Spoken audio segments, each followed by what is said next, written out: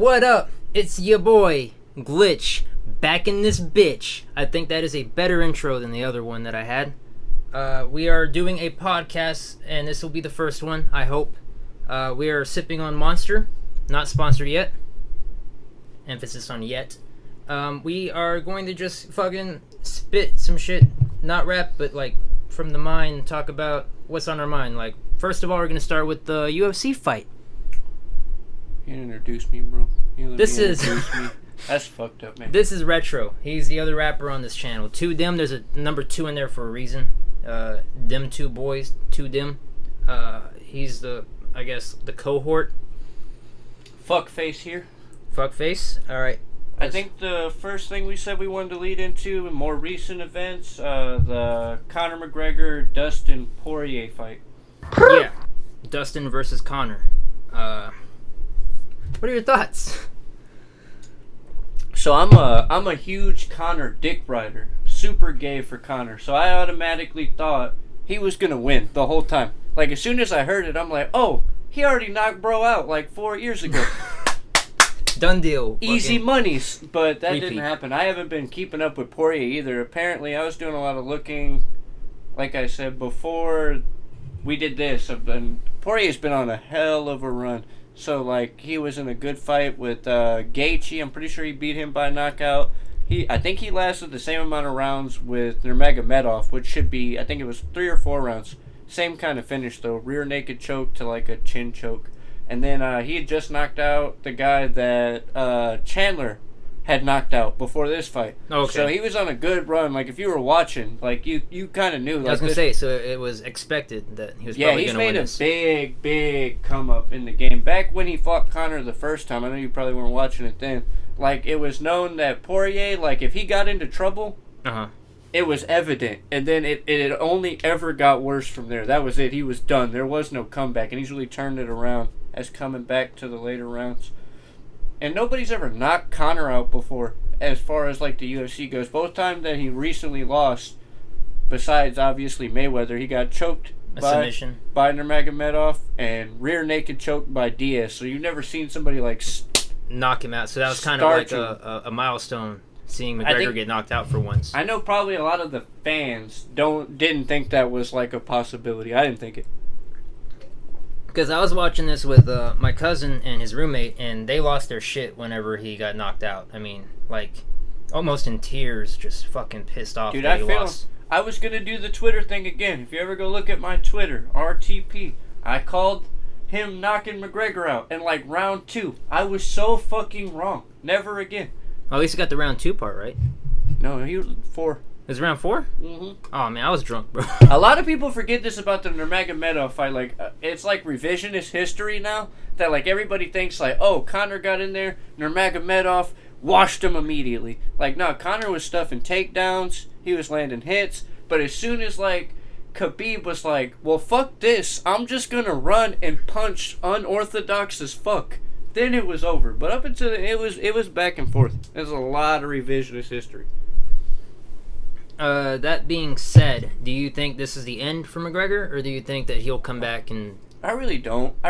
Like I've seen from, like, his post-interview, you watch the pressers afterwards, and even on Twitter afterwards, the biggest takeaway I got from Conor is, like, he's going to go home and regroup with his family, obviously, but he says he wants to get back in there. I honestly think Conor does it for the love of the sport. Yeah, a $20 million payday is nothing to, like, scoff at, but I honestly think he does it because he enjoys it. He thrives off that. Yeah, you can tell McGregor's the kind of person that's driven by pride, and this probably, did not sit well that he lost like this. I'm sure he would have preferred to have lost differently than getting knocked out. I don't think Conor envisioned a knockout for himself either. I really don't. But he said it too, and I think this is a testament too. I don't want to say ring rust because obviously you're sparring every day. You're bringing people in, flying them back and forth, sparring with young kids, keeping yourself active, but you don't get that real, true fight feel until you're actually in there. When Conor was on fire, you got like the 2013, 2014, this guy was fighting like every 4, 5, 6 months. He was fighting people on 2 weeks' notice. He fought Chad Mendes, the first wrestler, on a 2-week, he was supposed to fight Aldo.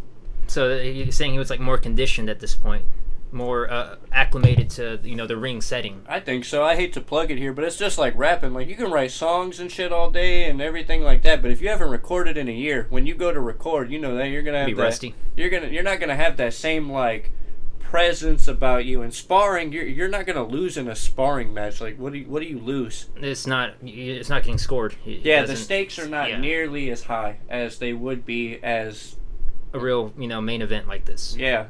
But I think, it's humbling for sure, and it's like getting knocked out in front of millions of people is not ever a fucking... Woo, you did it. Woo! One of the big takeaways he said was that he does envision himself being the lightweight champion again before he retires. I don't know if he will, but I know that's a goal, so I don't see him bowing up. Alright, that makes sense. I find it amusing, too. I don't know if you heard about this, but the fucking pay-per-view went out for everyone. Yeah, in the main cities.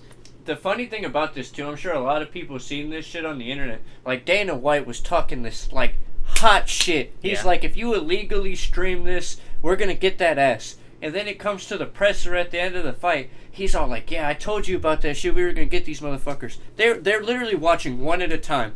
Like Dana's goal is to try to catch all the illegal streamers one man at a time. Oh, that'll catch him. I've already seen the full fight today, and I did not buy it. I've seen it though. It was secondhand. I didn't illegally stream it. I had a dealer, man. He was just out there. He was selling crack in the Khabib fight. You can't put it past anyone that illegally gives people. You're not gonna fucking get him one fucking stream at a time. That's like the fucking equivalent of like when people were trying to crack down on LimeWire and shit, and then they offered LimeWire Pro, right? That you had to pay for. They're like, man, this is gonna be better, and then you could just download LimeWire Pro from LimeWire. From LimeWire. Like.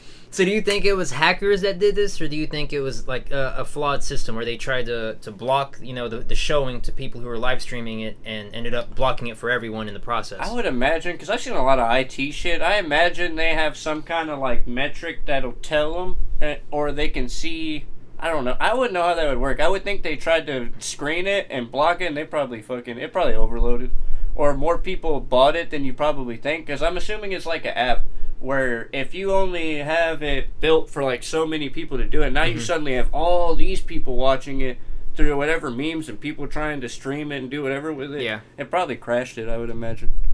But wouldn't you think that would crash it like worldwide, not just in hotspots of the US? Or is that like a server thing? I would imagine you probably have to have separate servers. I don't think you would probably be able to... I mean, they probably have one location, but they gotta have different... Because, I mean, like, as a collector, when people, like, pre-order shit when something drops that's, like, highly anticipated, the server crashes everywhere, not just in heavily populated areas. So I'm relating it to that. Did it not crash everywhere? I didn't watch, though. No, it did not. It was... Mario went and looked at the map showing where it's down, and it was only in, like, hot places, like so that would lead me to believe, then, that it's probably streamed in different portions... It could be. From different servers. Because it's ESPN. That's Disney. So. Yeah. They can fucking... They probably have the money to have many different ways to stream it. Yeah. And show it. And I imagine, like, the UFC's a pretty big deal now, man. I would say it's probably rivaling boxing. Like a big boxing fight. I know Dana was talking about... I don't know how accurate it is, but... That he honestly believes that Khabib Conor 2 would do more pay-per-views than... Mayweather and McGregor. And it's like, if Conor was able to make $20 million off this fight, and that's just him, I know everybody else probably got paid like fucking pennies, but I don't know. I'd say that's a pretty good testament to how many people bought it, and only have 2,000 people in attendance, so you didn't make that shit back at the gate. Did you see that whenever you were working when this was happening, but whenever everything was going down, fucking ESPN came out and said that no refunds. Like, that was their big thing. They were like, we know that the fucking pay-per-view is down and you've paid $70, you're not getting that money back. They like straight up said, fuck you, if you paid, I'm not paying you back for this, even if you don't see the fight. And everybody was getting fucking pissed. There was a comment, because it was like a post about it, and they're all like, no refunds. If you read in our in the disclosure, it says no refunds, you're not getting paid for this. Some guy fucking commented, blow me. It was pretty fucking funny. Like, is it possible to like rewind or rewatch it? No, From not ESPN? for pay. I don't think so. We weren't able to. I mean, I never we tried. We weren't trying, so I don't know. But if it was like down all the way through the McGregor fight, and it's too late now. When you go back and rewind it, you already missed out. Everybody's talking about it, and I think that if they were to have been down the whole time, there'd have been some legal problems. People would have been hiring lawyers to fight for their money back, because I agree that's some bullshit that you pay $70 just to watch a error screen. Yeah, that's bad too, as far as like, because now too you're setting you're putting a bad stigma on your brand too at that point. You know what I'm saying? So it's like, now I'm like, well, so it's like, I'm cool like when I pay $70 to ESPN Plus, but when it's like, you fucked me, now it's fuck me for my money. Now you got people that are gonna be like I know a lot of people are like this. I'm like this too. If I have a bad experience with something and it's bad enough like that, so now I'm like, well, I'm not gonna fucking watch. And now you gotta think it's the tribe mentality. So it's like, now I tell my people, like, man, fuck ESPN Plus. Yeah, they fucking did me like this and didn't refund me. Now you're sitting there thinking like, oh, dude, well, I'm not getting fucked at all now. Yeah, but then here comes the Khabib and McGregor fight. All those people are going to turn on you and just go buy the pay-per-view again. It's some like, events turn on you like that. It depends whoever's carrying it. Like, some things are outside of that. But I think for the majority, like, yeah, you might make a lot of money on this one fight, but you might not get to that fight. Those kind of fights don't happen all the time. So it's like, now you're not making that money through normal fights all the time. So now you try to do a pay-per-view and it's not a McGregor or a Khabib or a Chandler or something like that, and they're like, like, I don't care about these fighters, and ESPN Plus is some bitches, so I'm not gonna pay it. So you're gonna lose in the long run. But I think ESPN makes money through other memes, and I don't think they would care. I think it's like Disney too. You'd have to boycott Disney as a whole now. Be like, man, I didn't get to see McGregor. Fuck my Disney Plus. Yeah, fuck dude. fuck Cinderella Fox, can suck off. my dick. Like, you're not gonna win there. Yeah, but I think of it like the equivalent to when people are arguing, Karens at McDonald's, like, well, I'm not ever buying from here again, and the fucking manager, like, sure, all dude. right. So like, Victor has heard this story so many times, but this has happened to me. I worked at McDonald's, and it was one of those kind of nights where somebody comes in, and we didn't have the syrup. If you worked in fast food, you need the syrup to fucking make the Coke. We didn't have syrup for Coke. And this Karen was tripping, bro. Like, she was talking so much hot shit. She's like, I'm not coming back. I'm going to tell my friends. I'm like, bitch, I get paid by the hour, and it's $7. I don't give a fuck if you don't come back, your fat husband don't come back, your disabled kids don't come back. Bye, ho!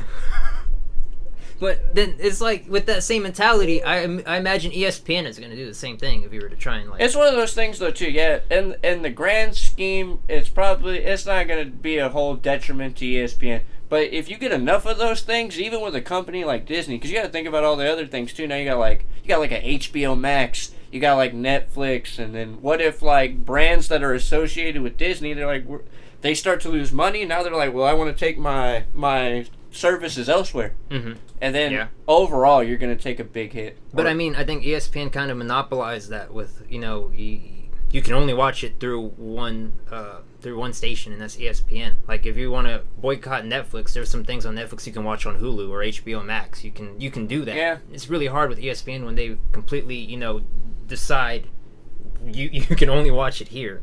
Yeah, but nothing's forever though. You see that too. Like, yeah. I mean, ESPN may be the thing now, but who knows, man? 10 years down the line, because we don't even know where TV's going. TV's so different now than it even used to be, or movies now are different than they used to be.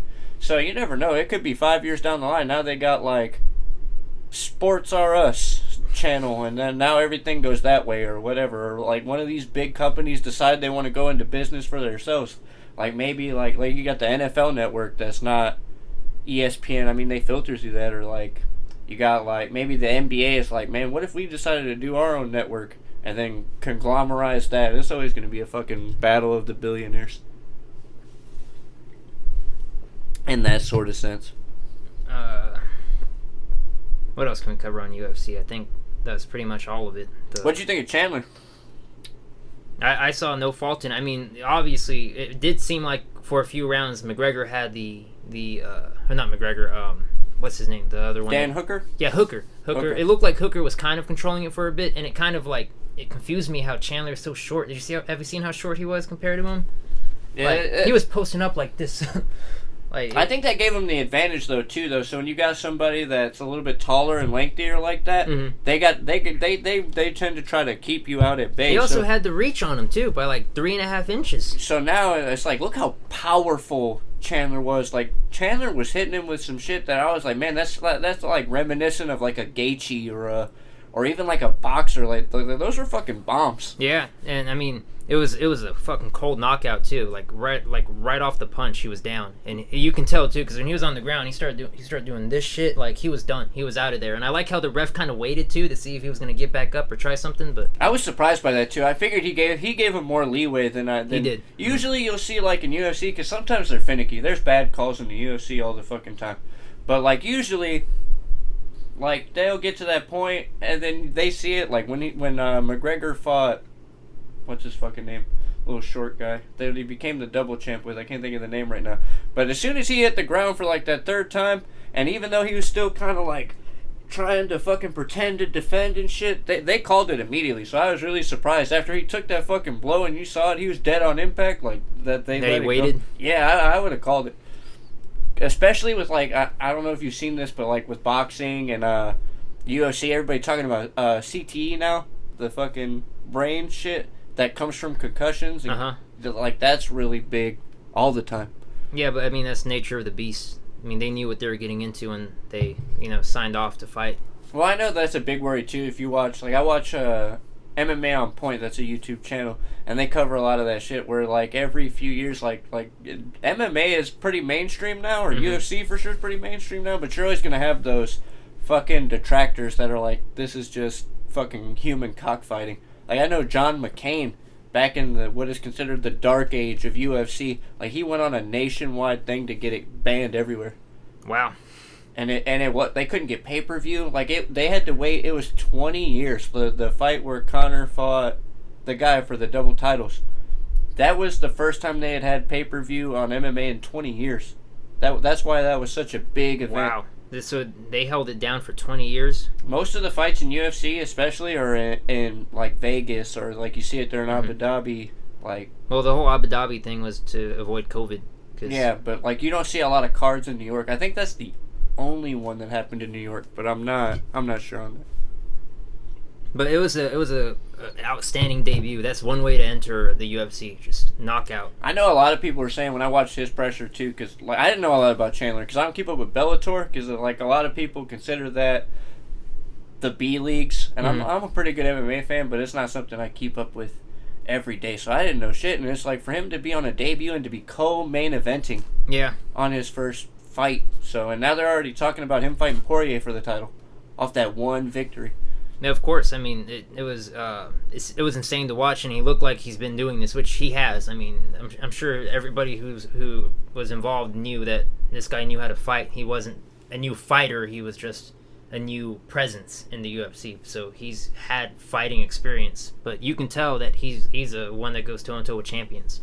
Yeah, but it's like I say too, like because you got to see, because Conor said this too in his presser, and this is a good point. Like you can see somebody like, where they match up so well with another type, and they look like a fucking world beater. You know what I'm saying? Like they're unstoppable. But then you match up with somebody else, and it's like they have similar traits or similar skills, but it's a whole different fighting machine. Like I don't know. Like I'm sure Chandler would probably have a good chance against Poirier from looking at that. But it would be really shocking, man. You put him up for a title fight, and then Poirier comes out and knocks him out in the first round. Like that would really. Yeah, I thought it was ballsy for him to call these people out by name, like, off the first fight. I mean, I would have waited. Do you know who George Masvidal is? No. So, he kind of blew up out of nowhere. He'd been in the game for a while. He building his name, winning and losing, nothing great. But then he started getting into it with Nate Diaz. And then they did the bad motherfucker title, like the BMF title. It's ugly as fuck. But it just says BMF across it. So they did that big fight. And I don't know if this is before or after. I think I'm losing it, but there's this guy named Ben Askren, and he was a wrestler. He was in Bellator and all that shit. He went undefeated for like 10 years, like never lost. Like people were saying like they wanted him to fight GSP, George St. Pierre, who was another like one of the icons, one of the torchbearers. So he came to the UFC, and he came in, dude, he was talking hot shit. He was all like, man, I'll fucking wrestle this guy to death. I'll wrestle this guy to death. And then it comes up he's supposed to fight Masvidal, and like he's talking so much shit. And Masvidal's like a street dude. He's not there for the fuckery, so he's talking that hot shit. As soon as he came in with Askren, running immediately, fucking kneed him in the head, knocked him out immediately, fastest knockout in UFC history. And fucking Askren has been basically buried under the rug ever since then. Like you don't hear about him. No. Yeah. That's I'm sure that could end a career.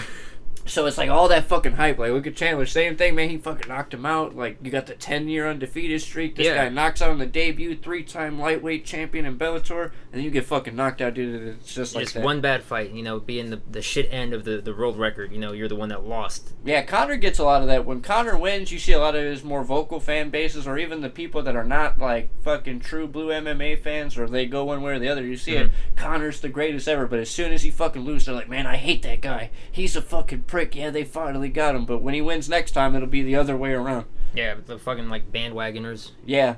Like, the same thing with Mayweather. You seen that turnover time. For the longest time, everybody was like, dude, fuck Mayweather. He's going to lose. Yeah, he made money for being hated. That's, like, one of the big things. A lot of people watch the fights to watch him lose, and then he would never lose. So I always root for the bad guy. So, like, whenever somebody comes out talking shit, and then they do it, and when they do it, I'm like, yeah, tell them motherfuckers, bro. So I think that it's finicky, man. You could with 50-50 booking. Yeah, you could turn it around so many ways. There's a lot of people who are loved in MMA specifically over like boxing and whatnot, where like they become fan favorites even in losing. So it's like for the diehards, because like a lot of MMA fans just want to see good fights. Yeah, but they hate to see the guy that talks shit win, and that's the problem everybody had with McGregor. I mean, that's how it goes with boxing, too. A lot of people who watch boxing want to watch a fight. They don't want to watch running. And that was, like, the big deal with Mayweather is it was boring. It's boring to watch Mayweather fight. I do think, to a degree, though, that people shortchange Mayweather a little bit. It's not like he's not ever in there trading. It's like, you'll usually see it. In the beginning, he's kind of tight. He's got his guard up. He's feeling you out. But once you start getting into the later rounds, you start really seeing exchanges. And I even think back to when he fought De La Hoya. Like, they were exchanging. Like, Mayweather was not running from De La Hoya. I think the whole De La Hoya Mayweather fight is like the exception, because they were trading, and I'm talking more modern Mayweather. I mean, it's not even modern anymore. We're pretty far ahead from that. I don't think he ran from Pacquiao. I'm not saying he ran, but it's still innately boring, because the trade-offs that they did have were nothing compared to the Do you think that's more running. A testament to them being past their primes? I don't know if it's past their primes or being more overly careful, because I felt like, obviously Mayweather is one of the most careful fighters. He plans it out to not get punched. I mean, he's fucking supernatural with the way he dodges. And I mean, you're already paving the way for a boring fight if somebody who dodges everything then doesn't really trade as much. Because, whenever you're in boxing and you're trading blows, that's when you're most open, when you're punching. And I assume that's why Mayweather doesn't really try and, trade blows all the time, because there's a chance that he's going to get hit wrong. I don't ever understand, like, especially in like the latter years of Mayweather's career, why they're so careful against him. This is me. If I had boxing training and shit like that, I would think the solution would be to press, take the hits. Mayweather, especially in the later years, like, his hands are bad. He doesn't have like knockout power. Yeah, just eat the fucking punch and just aim and then for rush. That's what I think. I never seen anybody do that. It's like once they start getting like bayed out and shit, and they get caught, like you can tell they're not like starched.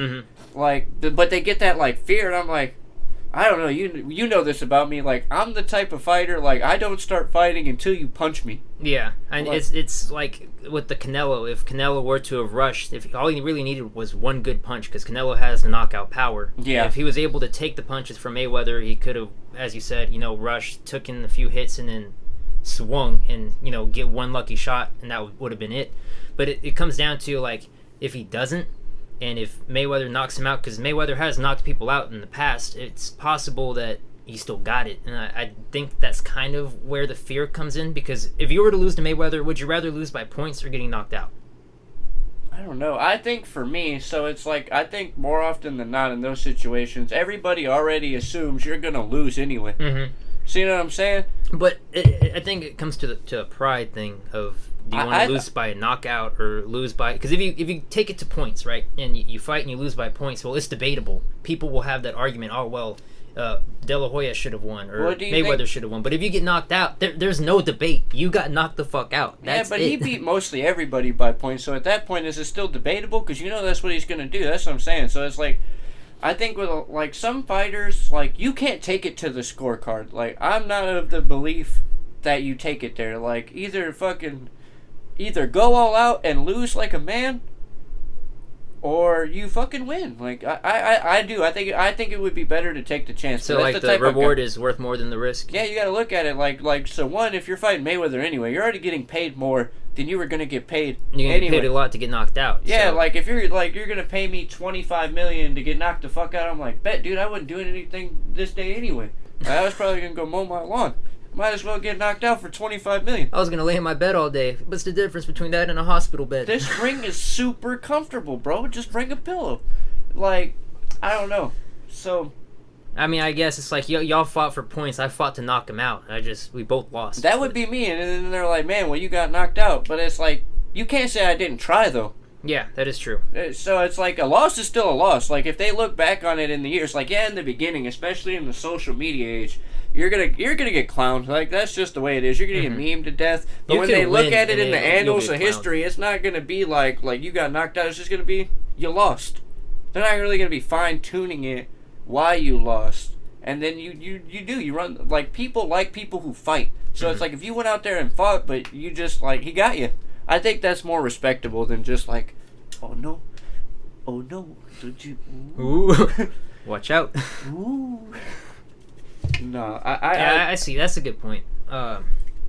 It's more entertaining for sure, at least. Yeah.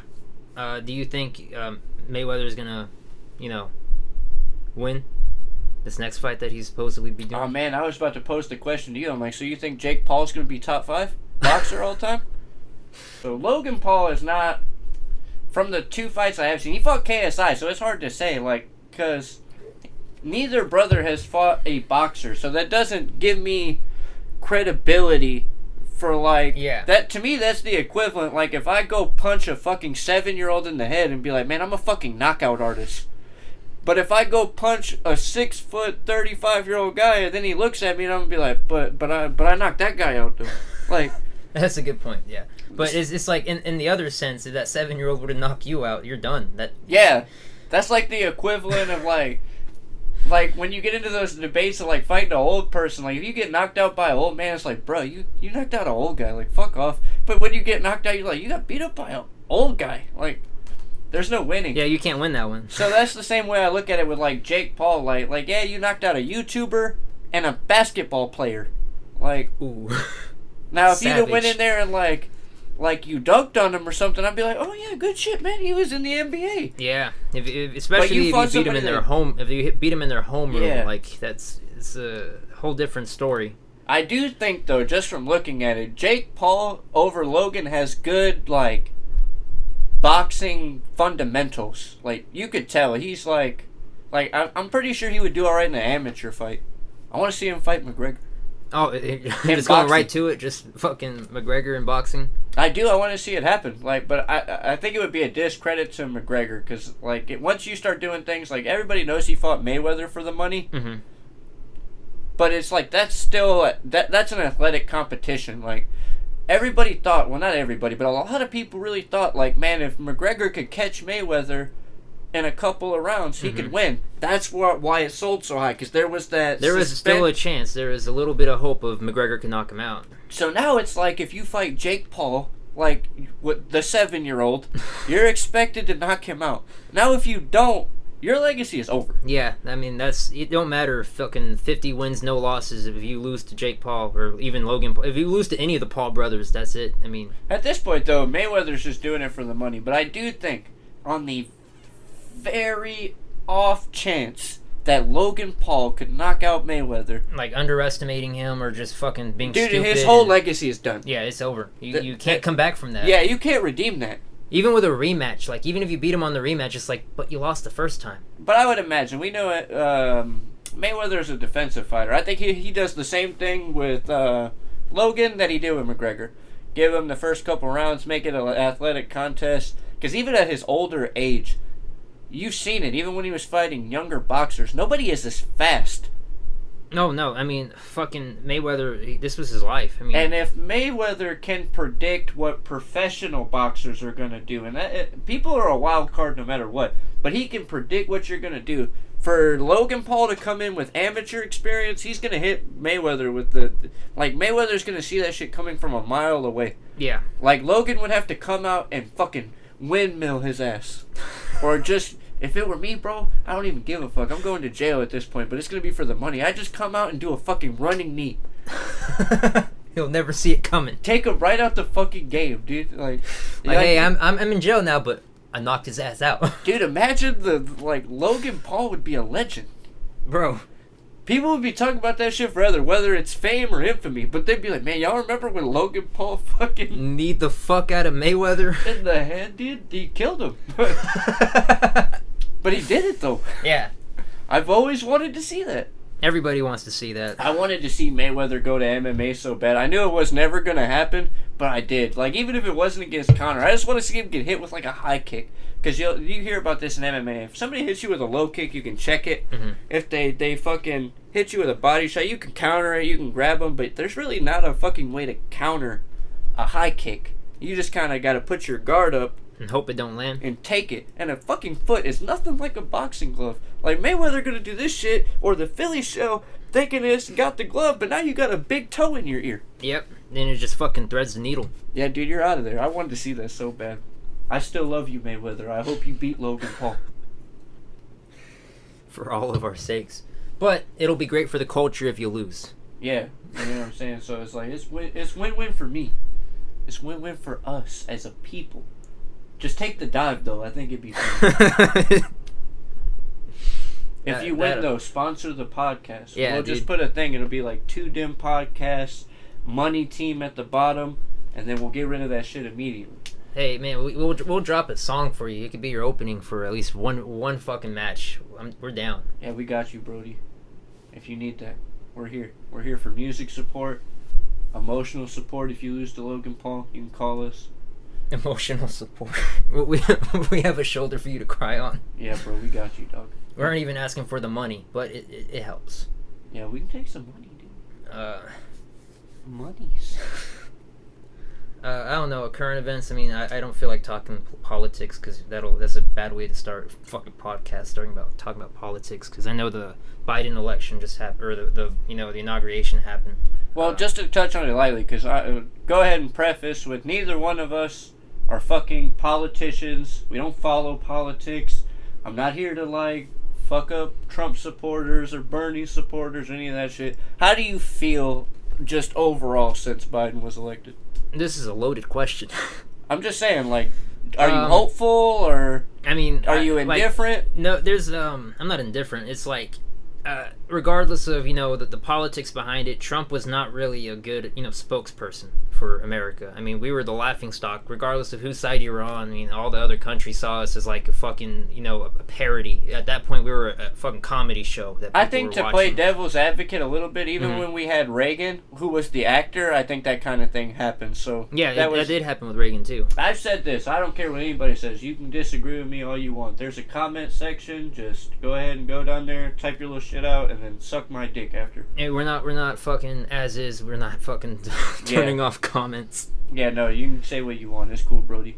Got tough skin. We will read them. If Trump was just the president of economic shit, but somebody else did everything else, yeah, we would be the greatest. Trump he's a businessman. He makes money. Yeah, I did feel that. I didn't get into all the shit. I'm not fully aware of why people love or hate Trump. I'm not even going to pretend that shit. But the economy just fucking immediately, and it was immediate. He turned that shit around. That, I think, is commendable.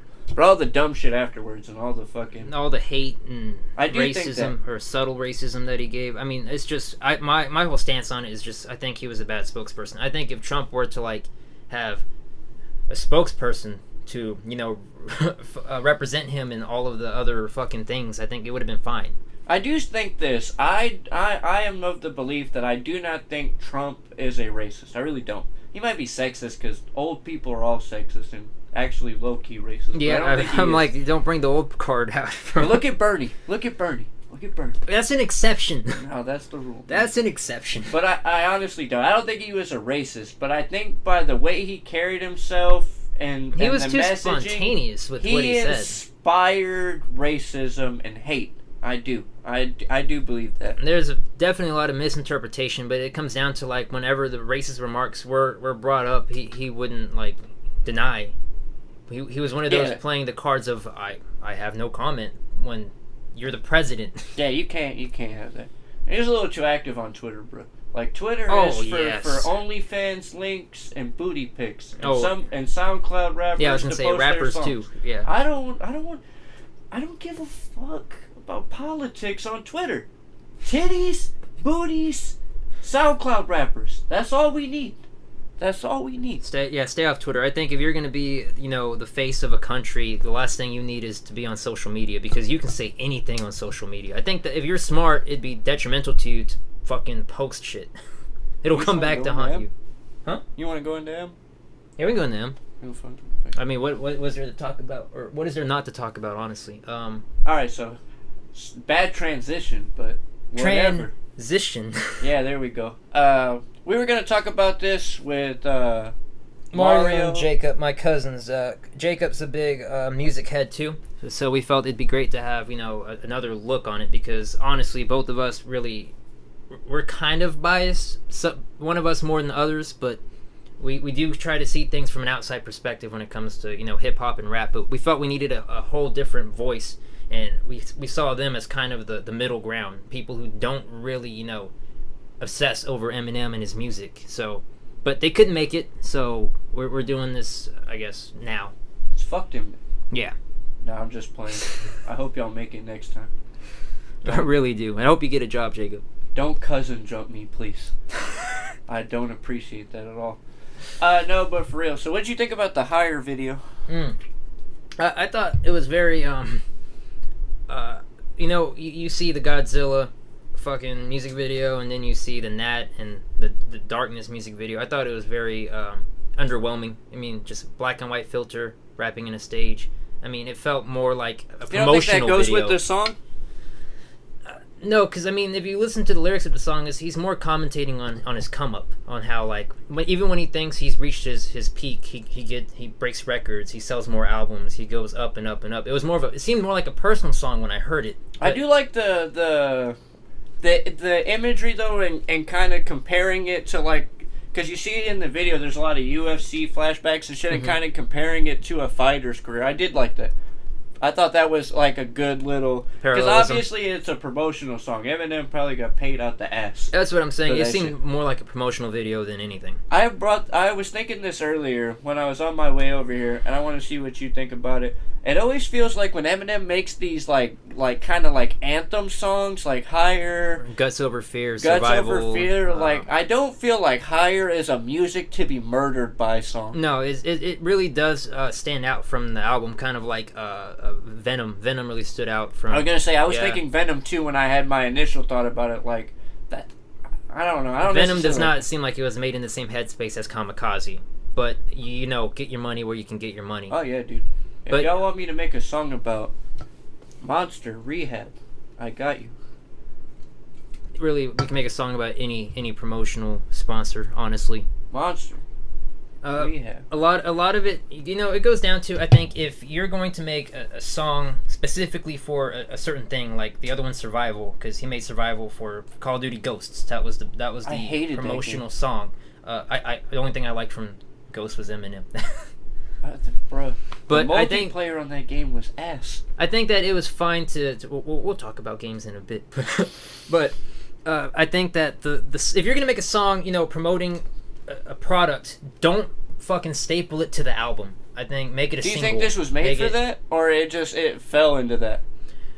It could go both ways. Honestly, Eminem could have just been told, "Hey, we need a song for this," and he probably had it in the vault, like, "Hey, this can work here." Boom. But I think if he even did that, it still should be a single just for that. I mean, I think he did a really good job with, Shady 15 when he did Phenomenal. I think Phenomenal was just on Shady 15, and that was it. He didn't. I mean, it was Phenomenal on Southpaw? Is it on Southpaw? I think it is. Oh, even better then. It's on a soundtrack versus and like... that makes I'm sense thinking of too Guts for Over the- Fear. Guts yeah. Over Fear was on Shady 15, I think. Shady 15 has that fucking... It's got Fine Line. I love that song. Fine Line's a good one. That's a real good I one. actually like, except for the actual title song, Shady 15, I do like all the original cuts. Yeah, Shady 15 was... I even like Bane from D12. That shit was... Yeah, Guts Over Fear. That's why I wear the mask. That shit was hard. I think it was still... Compared to the other tracks, I mean... I like Guts Over Fear. I mean, Psychopath Killer.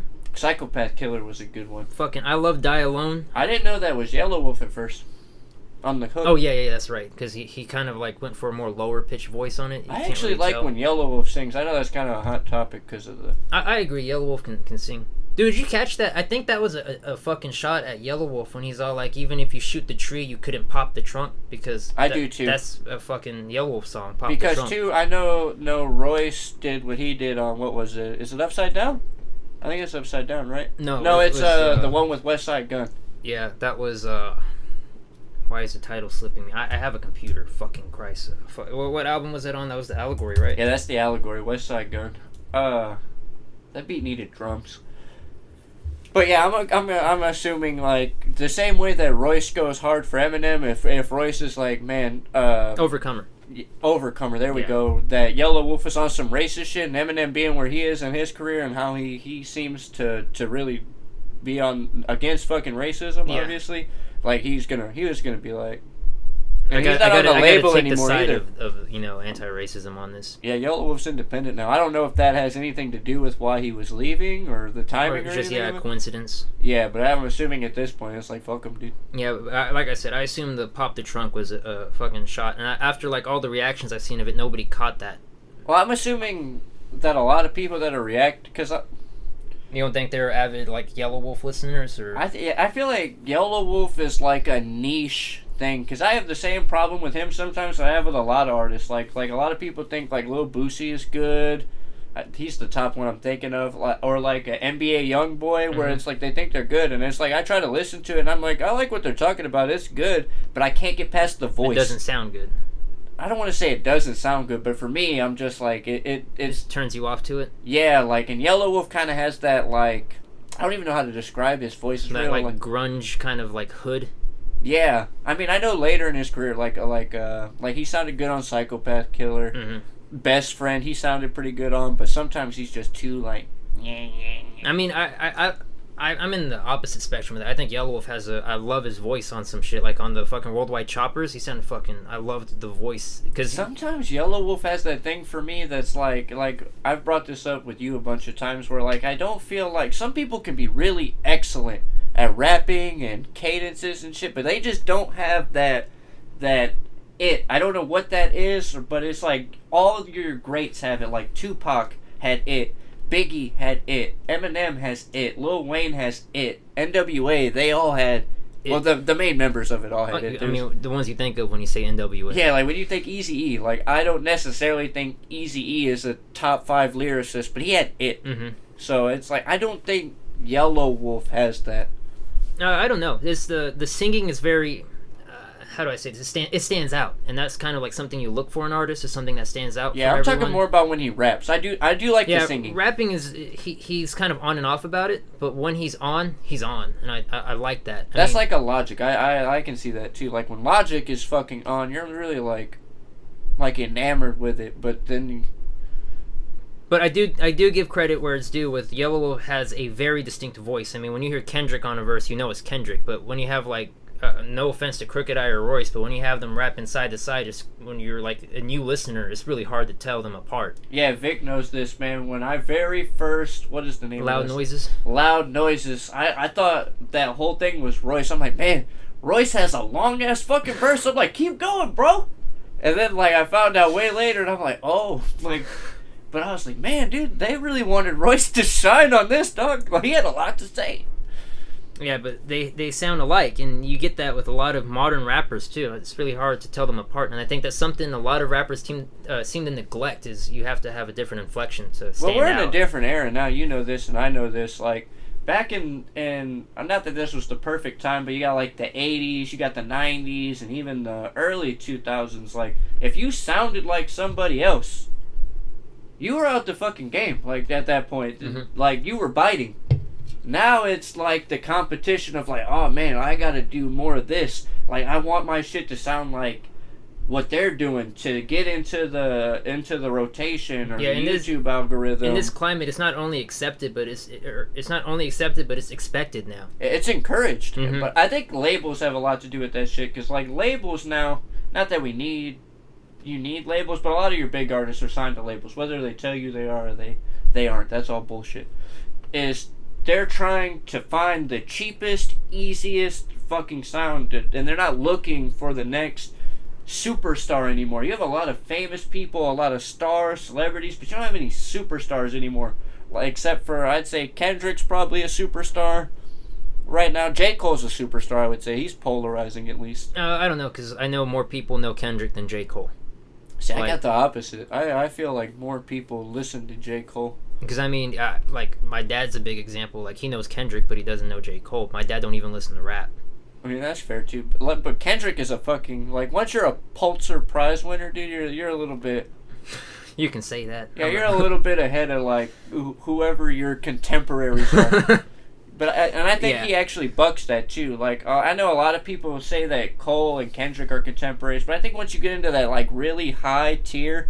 Like, you're not contemporaries anymore. I think it's different. Like, do you think Drake has a contemporary? If I had to say one off the top of my head, it'd be like Travis Scott, maybe. I mean, that's plausible, but they make different music. Yeah, but... You see what I'm saying? How hard it is to kind of be like who's Drake's counterpart, or like... Tory Lanez. Or... Let me say this, because I know this is bad, too. Like, I know everybody's either on the Tory bandwagon or, obviously, the Meg Thee Stallion bandwagon. Meg Thee Stallion is so fine, bro. Oh, my God. I'm sorry, Meg. But Tory, like, I honestly believe if Tory blew up before Drake, he would be in that spot. I honestly do. Like, you can ask Vic, I am a huge Drake dick rider too. I literally own every piece of music Drake has ever sold. My folder's like this, full of everything, so it's no disrespect, but Tory can sing better than Drake. Not that Drake can't sing. Don't disown me, Drake. And Tory has bars. Like, for real. Like, when I was listening to the What's Poppin' remix, like, it was really a toss-up between Tory Lanez for me and Lil Wayne. But Lil Wayne is just... Lil Wayne's Lil Wayne, bro. Lil Wayne's Lil Wayne. Like, he had a whole different feel on that song. I'm sorry, Meg. But that's a good conversation. Who can you consider contemporary to Drake?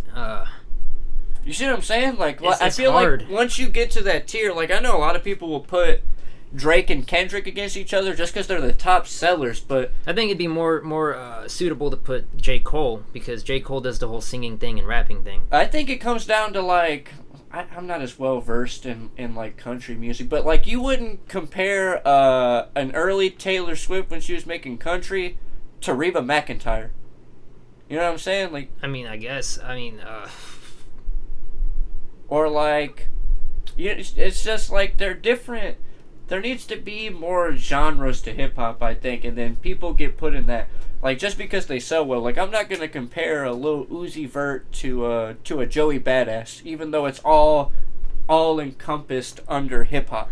There's gotta be, we gotta figure something out. I don't want to call it mumble rap because that's disrespectful. You can find the art and all of it. You know what I'm saying? Like, same thing like when Eminem's like, he could see why people like Lil Yachty, but not me though.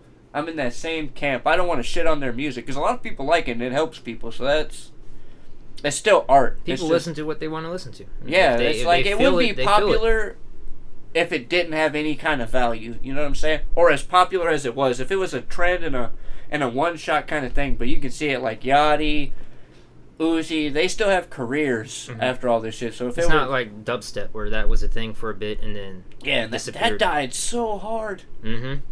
I mean, I think that's more, contributed to the fact that there's only like two people that were marketing for dubstep, like dubstep and Skrillex and Deadmau5. I never fell under that camp. Like, I hated it from the get. Like, as soon as it started, I'm like... I was a big dubstep fan. I considered that like the new modern age symphony, because it's like you have all of the there's parallels between the two. This is my problem with dubstep. Dumbstep. I know, I'm not trying to hate on it, but this is my problem with it. So most dubstep is just made with a loop. Mm-hmm. And it's like, now that I'm on the other side of things and I know how to produce and compose from scratch, yeah, like, it's not that impressive. Yeah, but that's the case with most people. But if you go and actually listen, now that with your knowledge, go and listen to Skrillex, his did not have loops. I'm sure there's a difference in that, but my problem with that is, too, and I don't know if this is because I'm an outsider to the genre, to me, everything at that point started to sound like... the same? Like, if you could play me 17 dubstep songs, I'm going to be like, that's a long-ass song, dog. Yeah, I agree. And I mean, to your degree, you're absolutely right. But there are people that stood out, and I think Skrillex is one of the big ones, because you would be able to tell a Skrillex song from a normal dubstep song. Hey, same thing with Deadmau5. I consider their kind of music more feeling music, so whenever you listen to it... Are they not dubstep? I don't know what Deadmau5 is. Deadmau5 is kind of a mix of like dubstep and house music. Deadmau5 is a... This is going to sound dumb, I'm an artist, but I don't know what house music is. Nobody does. What is house music? I'll get you a full definition of this. What is considered house? Get out of my house. Let me preface. I am a rapper. I only know shit about rap. I am also a rapper. It's a genre of electronic dance music characterized by a repetitive 4-on-the-floor beat and a tempo of 120 to 130 beats per minute. If you want to get accurate. House All music. House. But Deadmau5 is one of the ones that when I would listen to fucking any of his songs, they brought emotion out. And it's really hard to do that in music these days. Like, it was the sound and the chords and the melodies that just made you feel a specific way. I know, like, a lot of dubstep songs I can listen to and I can literally go back to those times that I fucking was either hurting or super happy, and they come back when I'm listening to it. Kind of like B-roll music than anything. But it died real quick. Why it died? Who the fuck knows? I don't know. That's a hard one. Oversaturated, maybe? I can't even say that, though, because it was really only fucking Skrillex. He was running the market with that. He really cornered the market in dubstep. Is he the originator? No. I'm pretty sure he's not the originator. Is he the one that did that fucking Reptile Mortal Kombat? Reptile. Mm-hmm. That was hard. Skrillex. See, like, he stands out. That's what I'm saying. That was hard. He definitely popularized it, though. We would play the audio, but we don't want to get copyright. Yeah, because we don't play audio on our channels. Yeah. Who originated dubstep? Man, what a tangent to go on. How did we get here? In the UK, the origins of the genre can be traced back to the growth of the Jamaican sound system party scene in the early 1980s. So for those of you dumb fucks who don't know, now you know.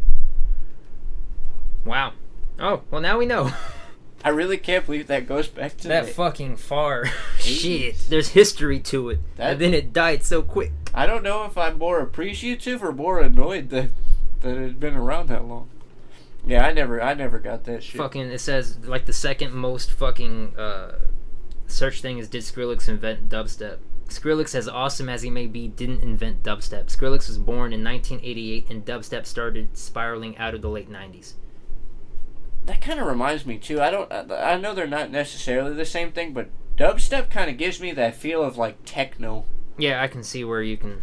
And I'm not a fucking techno guy at all.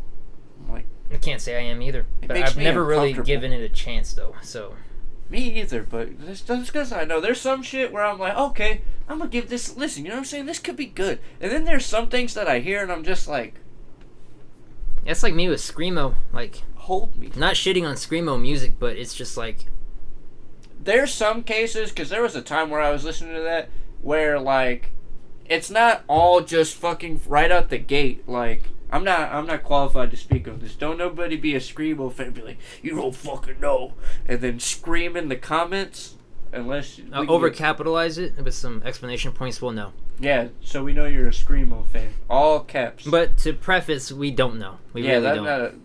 I would imagine that, like, it's just like in rap. You can kind of relate a lot of these things. It's like whenever you do like a cool transition in your song or your flow's really cool, but it's that spurt that makes it cool. It's that part by itself is isolated. And now if you were to have done that the whole song, it's like, man, this is lit. And then a minute goes by, you're like, man, it's still pretty good. And then when you get to the end, you're like, fuck, You're fucking bored of it? You've lost the replay value in that song. You lost the yeah, like, I'm on some mob shit. I'm sorry, Playboy Cardi fans, man. Man, Playboy Cardi goes so fucking hard, bro. Like, top 5. Don't dislike go. this. My top 5 has got to be Playboy Cardi. Alright, I'm gonna stop you there. Playboy Cardi at number 1, obviously, because he was on a whole lot of mob shit. So yeah, you can't say he was not on a whole lot of mob shit. Yeah, I don't even know if I need anybody else, actually, dude. It fascinates me too because the saying "whole lotta" he uses it throughout the whole album. At least it's he was consistent. whole lotta. There's continuity to it. There's continuity. But I don't think it's for the sake of continuity. I think he just uses that word all the time. Man, I was watching videos on this too, and I want to get your take on it. Like, a lot of people are saying that this is like a representation of minimalism, and that's what makes it the art. Yeah, I mean, less is more. It's hard to argue it because you can't have less is more on an album called Whole Lotta Red.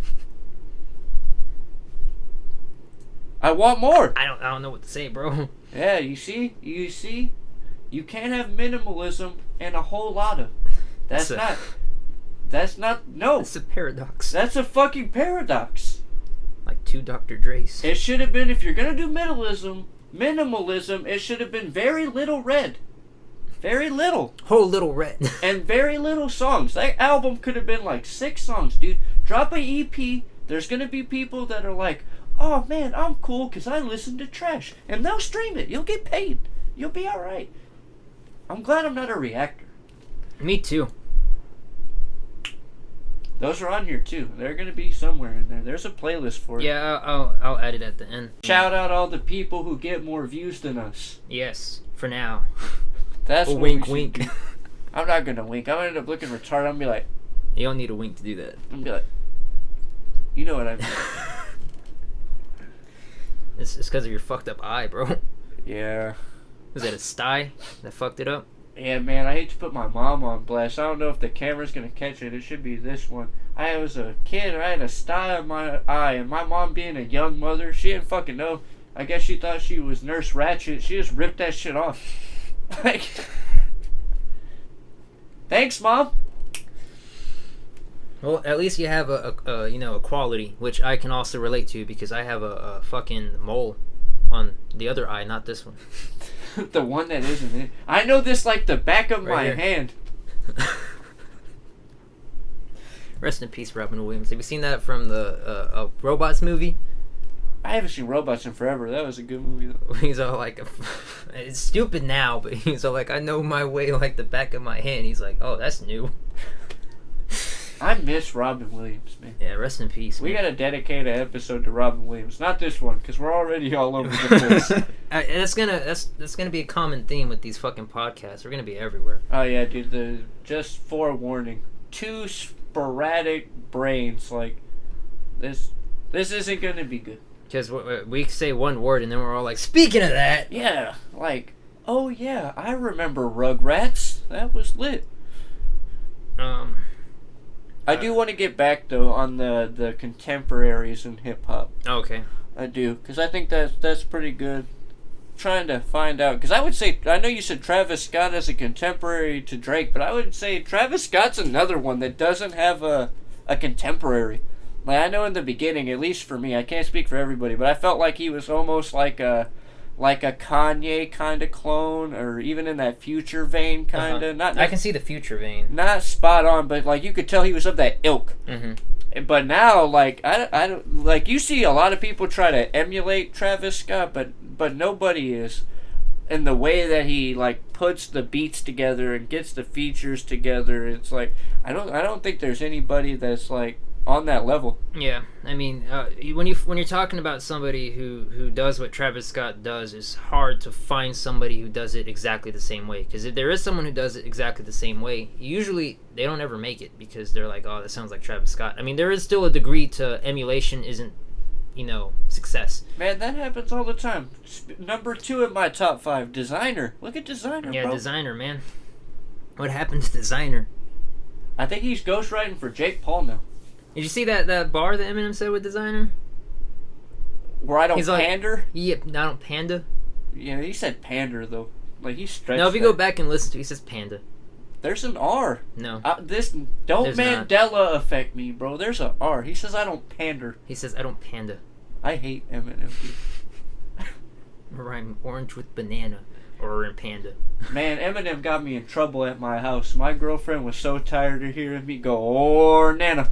Or nana. It's so dumb, too. Like, I'm a huge Eminem fan. But that is a terrible line. It's not good, actually, at all. But it's a tongue-in-cheek line. Like, it's so dumb, though, that you just walk around, or nana. Or nana. We get it! I don't smile. I don't frown. I've been walking around saying that shit like for 2 whole days. I couldn't get it out of my fucking head. You can tell he's really getting into the melodies instead of just rap. Yeah, that's... Which he should have been doing that a while ago. I mean, he did it in the Eminem show. Like, every song was more melodic than it was rap. And that's what made it stand out. I know a lot of people that are, like, considered old heads, too. They don't necessarily like all the melodic takes that we have now. They miss bars. But I do think that was... You could be melodic and have bars. And Eminem's the perfect example. And Eminem's a good example. He's the leading Drake man to do this. Is a good example of that. Wayne's a good example of that. Especially Wayne. Yeah. Wayne was really good at that. That was the one that made me fall in love with it. I'm like, man, like, he's got a... I would never say Wayne has, like, the greatest, like, flows of all time, but he's probably the greatest punchline rapper of all time. And that also includes, like, you know, execution and the way he puts the punchline out there. Like, he has swag and finesse to it. Yeah. As opposed to, like, people who are more staccato about it, and it's like, this sounds terrible. I honestly think that you could have tongue-in-cheek lines, but they have to be presented that way. If like Eminem does it all the time, where he'll have something like the or nana line, so you're like, okay, like he's being funny about it. But if you were to be like, man, yada yada yada, I can rhyme orange with banana or nana, and you would be like, oh, that's corny. So it really depends on how you deliver it. Mm-hmm. I think. Indeed, that's actually like one of the biggest things in rap is delivery. I mean, if you don't have the delivery, you're not going to do anything with it. That's my biggest point with Biggie. Biggie had the best delivery, in my opinion. He can make anything sound hard. Biggie was the only rapper that could get away with saying, I suck your daddy's dick. Here we go. You want to see that on the Sprite can? Where was that? I wanted that Sprite can. Why? I'll suck your daddy's dick. Imagine if Jay-Z dropped a song tomorrow and came out and said, I'll suck your daddy's dick. Dude, he's getting canceled. He's getting canceled real quick, on Twitter. Like, that's over with, dude. I think that also is accustomed to Eminem. Eminem is like the only rapper that can get away with gay bars. Like, well, not today. Not even today. I mean with all the cancel Eminem culture we got going on. I still think he passed with it. I mean, he almost dropped the fucking "What If I Was Gay" shit with Joyner Lucas. I mean, I don't think Wayne could get away with that. No, Wayne would. Nobody would believe Wayne though. Like, if Wayne came out and been like, "I suck your daddy's dick," like after the 700 songs we got about, like, man, all I like is pussy, money, and weed, everybody's gonna be like, "Shut the fuck up, Wayne." Yeah, shut up, Wayne. Get the fuck out of here. But I mean, like, Eminem had like a whole skit where he's sucking dick. I mean, he's playing the roles of fucking, was it Violent J and Shaggy 2 Dope. Yeah, but still, he did it. He made it real, and it's super, like, kind of weird to listen to. That's not a song you want playing out loud in your car while, like, driving by a school or a skit. And I mean, I think Eminem was really good at getting away with it. I mean, you saw it in the interview where he was talking about how he's gay. He's the only rapper that can get away with that. If you saw 50 Cent doing that shit... Well, I think so, too. It does play to the character of the artist. Like, when Eminem came out, he came out as, he's a caricature... There we go. There we go. Of himself. So it's like... He doesn't take himself too seriously, as opposed to, like, a 50 Cent. If 50 Cent came out talking about, like, man, I suck some dick, you'd be like... What the fuck? Shut the fuck Slow up, 50. down, man. 50 Cent, get dick or die trying. There we go. Boom. There's a skit. There's a Ken Kniff skit right there. Oh, man, dude. That's like fucking Dicko mode. Dicko mode. Everybody stop what you're doing. I'm not linking this one. Pause the video and just go look up Dicko mode. It'll change your life. Christ. That's, believe it or not, there's a culture for fucking, like, gay songs. And I don't mean like gay in the word gay. I mean like the whole song's dedicated to homosexuality. They take songs and flip them. Like Dicko mode. You gotta react to Dicko mode. I've heard it before. I'm sure the reaction will still be the same. You gotta review it. To fucking do like a bar breakdown of Dicko mode. But I gotta be serious too, like straight face it. Like, yeah, man, that's what you do, man. Can you imagine like a Rap Genius video of that? Oh my god. I'm from humble beginnings, but fuck being humble. I'll take a gun, fuck my roses. Y'all just keeping up with the Joneses. Y'all write poems, I write omens. Fear me like all of your demons. My omen is here and I mean it. Alright guys, since we don't know how podcasts work, we took a fucking intermission. Yeah, but thanks to, the magic of post-production, you only fucking waited like a second. Yeah, see? Welcome to the future, baby. 2021. Hey. COVID's still real. So, we were on Contemporaries? Contemporaries. I think the last point was... I think it's funny if Travis Scott not having a contemporary. Well, I think it's funny if we go back and watch this again, and it turns out we weren't on Contemporaries, we just look fucking stupid. But anyway, we're talking about Contemporaries now. New topic. Alright, so Travis Scott, Contemporary. Like I said, I think the last point on that was that he was kind of in a league of his own. We talked about Kendrick, Drake. I don't even know if J. Cole has a contemporary once you get to that level. I mean, there's people who rap like J. Cole. You got like a Joey Badass, and that's all my knowledge there.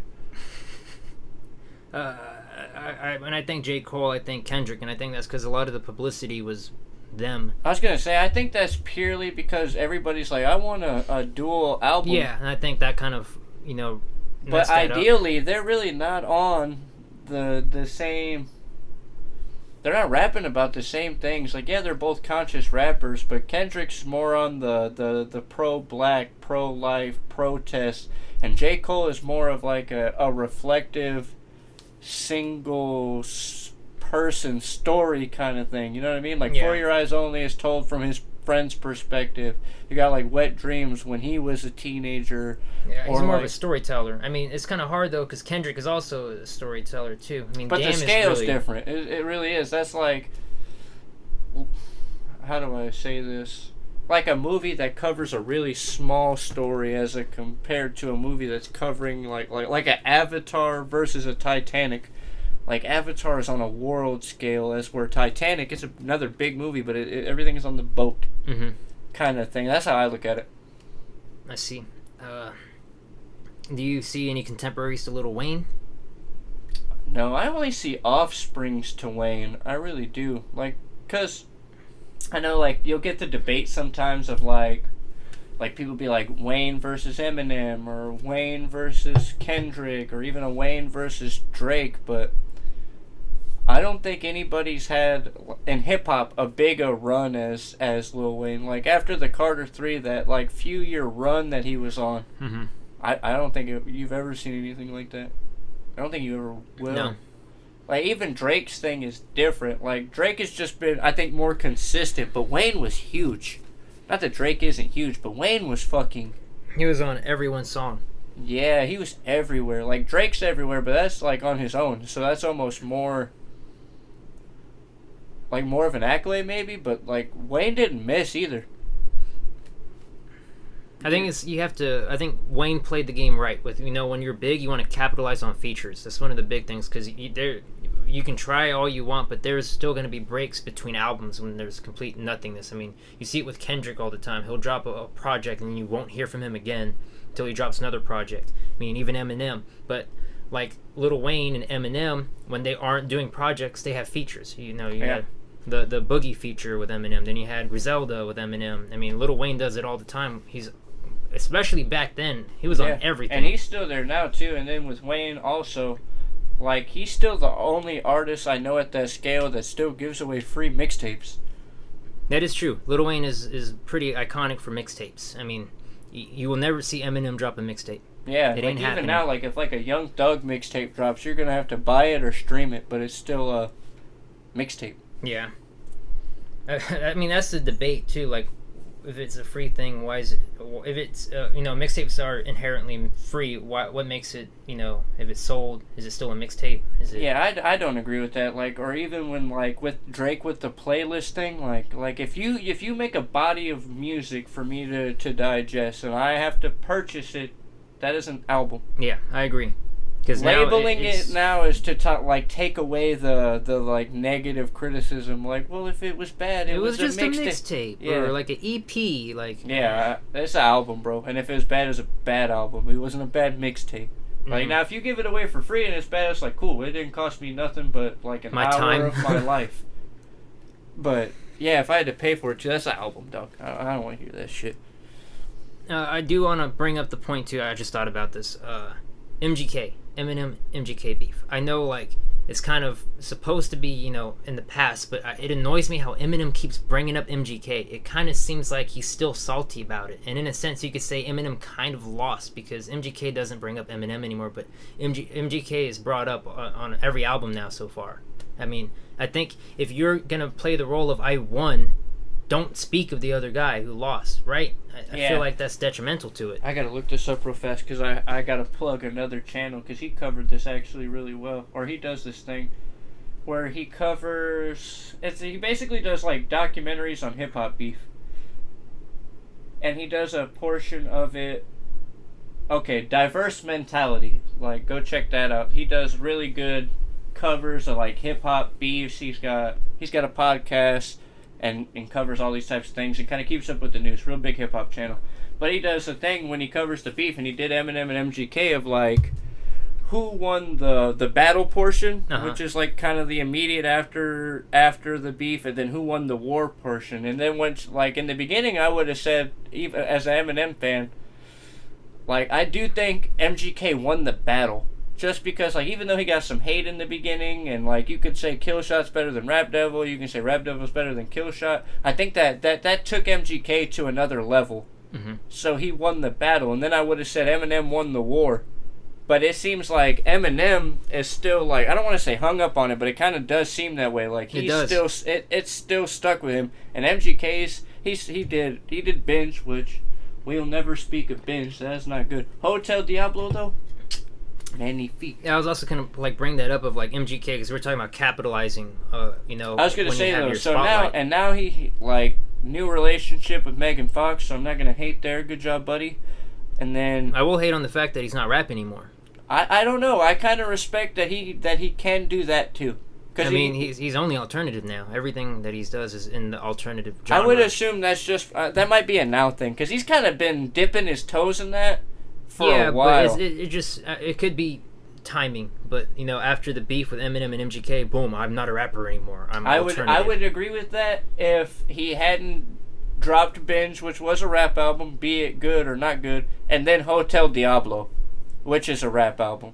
If he'd have just had the beef and then didn't do Binge or Hotel Diablo, and then all those fucking quarantine freestyles he was doing, when he did the What's Poppin', the Smoke and Drive in these walls. Like, he did like 5 cuts that are just like, bro, where was this when you were doing this? So if he hadn't done those things, then I would be like, oh yeah, he got you, and you hid. But I think because he did those things and then kind of like staked his claim, like, I'm still here, and I'm rapping better than I've ever rapped, and then went punk rock, I think it's more so a respectable thing. Because I do see that's like one of the big arguments that, Eminem beat you because now you're not even rap anymore. Yeah, kind of like a scapegoat of, well, you can't get mad at me now because I'm alternative, I'm not rap. But you see what I mean, though? Like, all those filler things now, like, if you look at it out of context and don't know about those things, then I would be like, oh yeah, dude, he scared you. Unless, of course, while making these projects, like Binge in particular, he got a lot of hate for it, and then he did Hotel Diablo. I'm sure he still got hate from, the cult Eminem fans. That could have also drove him to be like, well, I'm tired of this rap hate, I'm just going to do alternative. I mean, you could probably say that too, but he did those quarantine records after, and if you go look at the comments on those and the like to dislike ratio, he got overwhelming love on those. So I don't think so. I honestly think from looking at it, it's just something he wanted to do. Because it's like I say, if you go do a deep dive on MGK's discography, he's been dipping his toes in this. While he even played a movie where he was where he was a rock star. I think he was the drummer. It is a famous band, but I don't know who it is. But he did a movie where he was a rock star. So it's like, everything has been saying, like, I'm gonna go into this. I'm going here inevitably, and I think now he's probably done all the things he's wanted to do in rap too. So I don't know. I think it's more of just a creative take. I don't think it's him being scared of Eminem, because he's still talking shit too. Whenever Eminem talks shit, every time Eminem talks shit, here comes MGK. Like, are you mad, bro? I mean, and then like the argument of Killshot versus Rap Devil. I think people neglect the fact that Not Alike was the first diss track. So technically, MGK made a response, yeah. Rap Devil is the response to Not Alike. So those two are the ones that should be pinned, not Killshot and Rap Devil. Well, I do Killshot versus Rap Devil because Not Alike, like, yeah, he got at him, but like that, that's not like an actual diss track. I don't think, as opposed, like, that whole song was not dedicated to MGK. If you go back and listen to Eminem's verse with the knowledge of this is towards MGK, the whole verse is about MGK. Go back, listen to it, listen to the lyrics of what he's saying. You can tell it was all towards MGK. Eminem was salty. And yeah, but you have to go back and listen and look for that. Like, whereas Killshot, that's exactly for MGK. So I think that's why you do the for sure diss versus for sure diss. I don't know, because it's like, when you have the rap battle, you do a fucking, you got your round, he has his round. Then Eminem went and did his round, MGK didn't do it. Like, whenever Eminem fought or battle rapped what was his name? From what? In 8 Mile, was it Papa Doc? Papa Doc. Yeah, Clarence. Clarence. Whenever he rap battled Clarence, he gave up on the third one. So I think MGK was, supposed to drop another track. I mean, I think that's why Eminem said, this, you only get this. I'm only doing this once. Well, I hate that cop out too, when MGK said like, oh, I heard Killshot. It was a leg shot. I had one in the holster. I took that shit right back in. I don't believe in that. Hip hop is a sport, like, more so than anything. Hip hop is the only competitive form of music on that level where you get at each other. So it's like, to me, as a man, like, I don't give a fuck. At least if it's on my level. Like, if somebody that's close to, or we've already had beef, you throw the gauntlet down, like, I'm gonna keep throwing the gauntlet down till I know you're dead. It's the fact of the last word, because that's the big thing in rap, is to be the last person to end it. Because if you don't respond, or like, in battle rap, if you are the first one that goes, you don't have a choice. You're gonna get not the last word. But MGK had every opportunity to put in the last word, knowing damn well Eminem said he's only doing this once. If you were to drop a diss track on Eminem and he comes back and responds, that means Eminem lost, because he said, I'm only doing this once. So for Eminem to turn back on that is proof that MGK would have won, because he had that shit fucking ready to fucking go off. I think he played it to his detriment. I think he was doing that so he could be like, to try to have the word of like, see, man, Eminem shit was so MGK didn't even respond. But this is hip hop. This isn't other forms of shit. So I think it backfired. Yeah, I think MGK should have responded again, and I think it would have been even greater to his career if he would have responded. I do too, because nobody, like, people do try to go at Eminem, but nobody has really like taken a good shot at Eminem ever. Like, I brought this up before in the past too. I almost am of the belief that Eminem has never really battled anybody or had beef with anybody that was close to his level. So I think that's almost a detriment to like the boogeyman persona to me. I'm like, who the fuck did you get out of here? Like Nick Cannon, Ja Rule, Benzino. You know what I'm saying? He hasn't had like a good opponent. MGK was the first good opponent, because he really could have took it from another level. Yeah, you can't keep up with him bar for bar, but you're a new age artist. We're in the melodic era where people play your diss track in the club. You really could have like shifted this to your benefit and did it a whole different way. So yeah, I do. I think he missed the boat on that one. And I think if you're gonna scrutinize, Eminem for bringing him back up later, then you have to scrutinize MGK for not responding. I think they go hand in hand. I do too, but I honestly do think that, like you were saying earlier, that Eminem at this point, like, if you feel like you won, you don't keep bringing it up. Yeah. Like, so something about that. But I do think that Eminem wants that competitiveness, just like back in the beginning, like Khabib or Magomedov. He wants to come back to a challenge. He wants somebody to be like, where he's like, oh fuck, I had to try it. Like, I think he needs that fucking edge, and he thinks he needs that, I would say. I mean, it's debated too that Eminem did Revival on purpose to get like as bait to have people come at him so he can go back to his original state of battle rap and being an asshole. See, I don't know. I mean, I don't want to say that he didn't do that. Like, I'm not gonna fucking throw that out there, but like, I feel like that's a pretty big risk to possibly like. Because we live in a fickle age nowadays. You can drop an album that ends your whole career. I don't care if you're Eminem or whatever. Like, I disagree. I think because Eminem knows that he could drop a bad album, he'd still be in the game because he's Eminem. Maybe, but like if Lil Wayne dropped a bad album like the Carter 5, he's still in the game. I'm just saying, like if you were to drop a bad album and it was Carter 5. Like if the Carter 5 was shit, bad. Yeah. Oh, okay. I won't let him disrespect you, Weezy. I got you. Anyway, if Lil Wayne were to drop a shit album like the Carter 5, he'd still, nobody's gonna be like, oh, he fell off. He's still, people are gonna buy his next album regardless. I mean, I think the only thing that I'm thinking of that's different about this though is like Lil Wayne doesn't seem to be like the type of person that is still competing for mainstream attention. I mean, he may still make those songs. But I don't think Eminem's competing for mainstream attention either. I think Eminem still wants to be white hot. I think if Eminem wanted to be white hot, he wouldn't have dissed the Grammys. He wouldn't have dissed radio music. He wouldn't have put himself in a position of, I'm against everything that is mainstream. I don't mean on the mainstream shit like that, but I think he wants to be white hot in the eyes of hip-hop. Like the white knight of hip-hop? Just like, I'm trying to save this shit? I do. I think that. I think he wants to be like everybody does. Well, most people. Not nowadays. Nowadays, people make music and they're like, I don't... What top 5? Like Playboi Carti in their top 5. So that shit don't matter. But I believe Playboi Carti probably is in some people's top 5. He's in mine for sure. He's in my number 1 spot. Yeah, I said some people. So my top 5. You're also included. Who did I say? I said Designer. Yeah, Designer. I'm sorry, Designer, bro. Like, we took the intermission. I forgot. And then at number 3, we got what's that guy's name, man? Man, you really love this guy, huh? I do, man. His music's so great, I forget his name sometimes because he has so many nicknames. The music outlives his rap name, right? Yeah, he has a lot of names, man. Riff Raff. There we go. The man of many titles.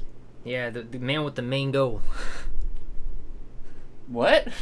The man with the main goal.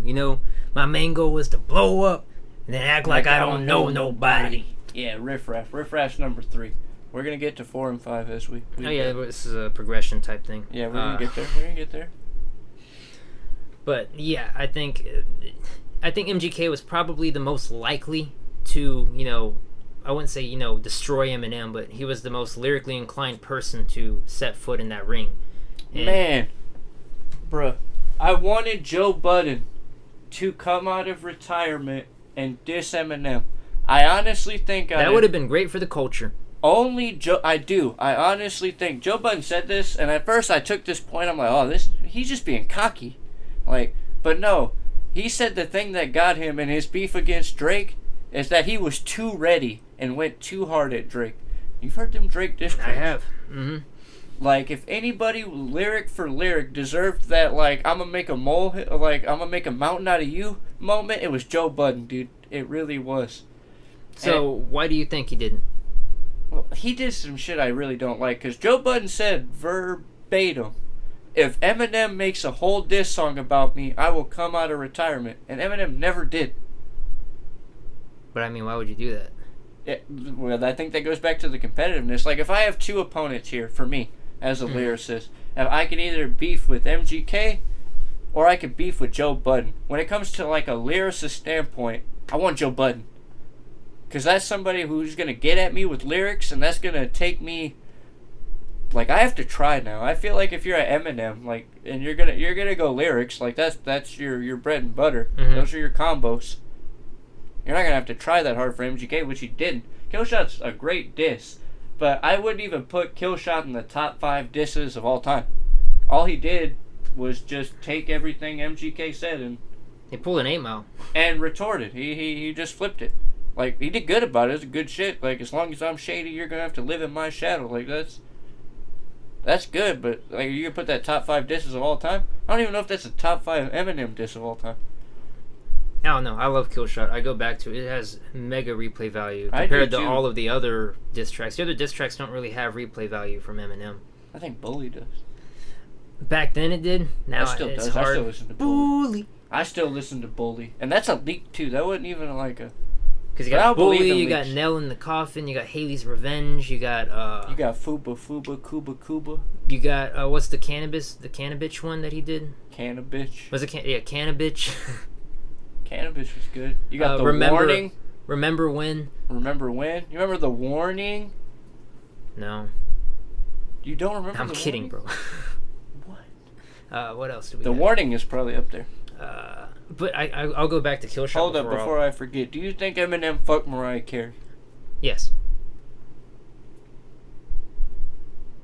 I mean, why wouldn't he?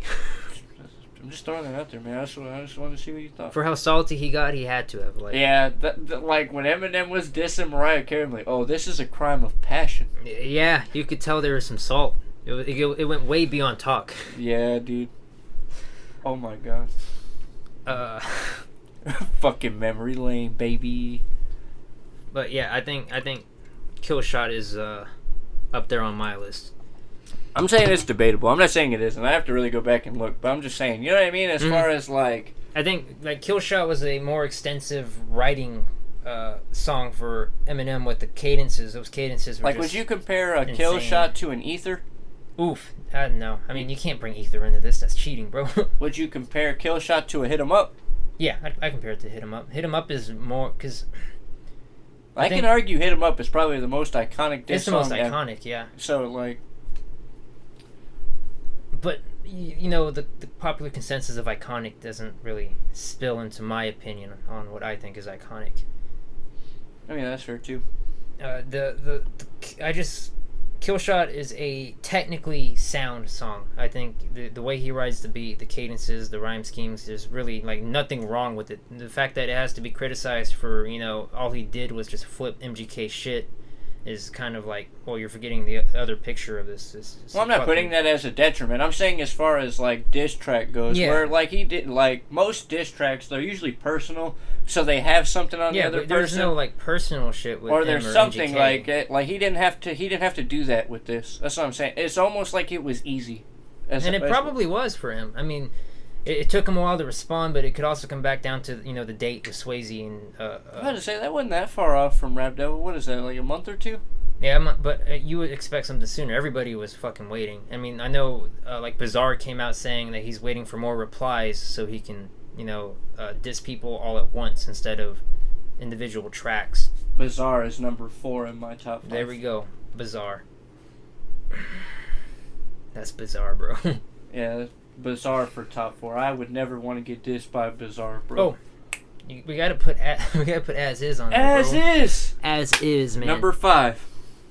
Yeah, we were talking about why As Is dissed Eminem, and I brought up the fucking These Demons where Eminem says IZZ with, you know, what was it, from D to the I, what was it? He said, I'm D to the IZZ. And then Y at the beginning of the next bar, but he kind of like split it off, and I think, I don't know if he did it intentionally, but IZZ, you know, Is As probably fucking heard that and was like, oh, he's talking about me, I'm gonna capitalize on this. Was waiting, dude. He said IZZ.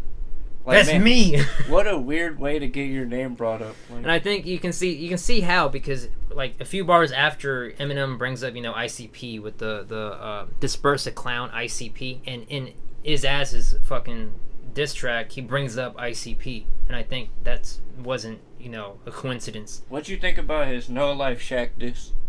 Oh, dude, that shit was fucking bars, bro. Oh my god. I was sitting there thinking that shit the whole time, bro.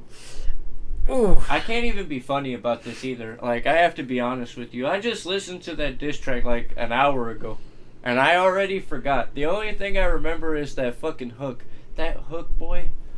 The singing on that was so phenomenal. On some Drake shit. The come up is so good. That shit was the dick in there, is what that was. Dicko mode.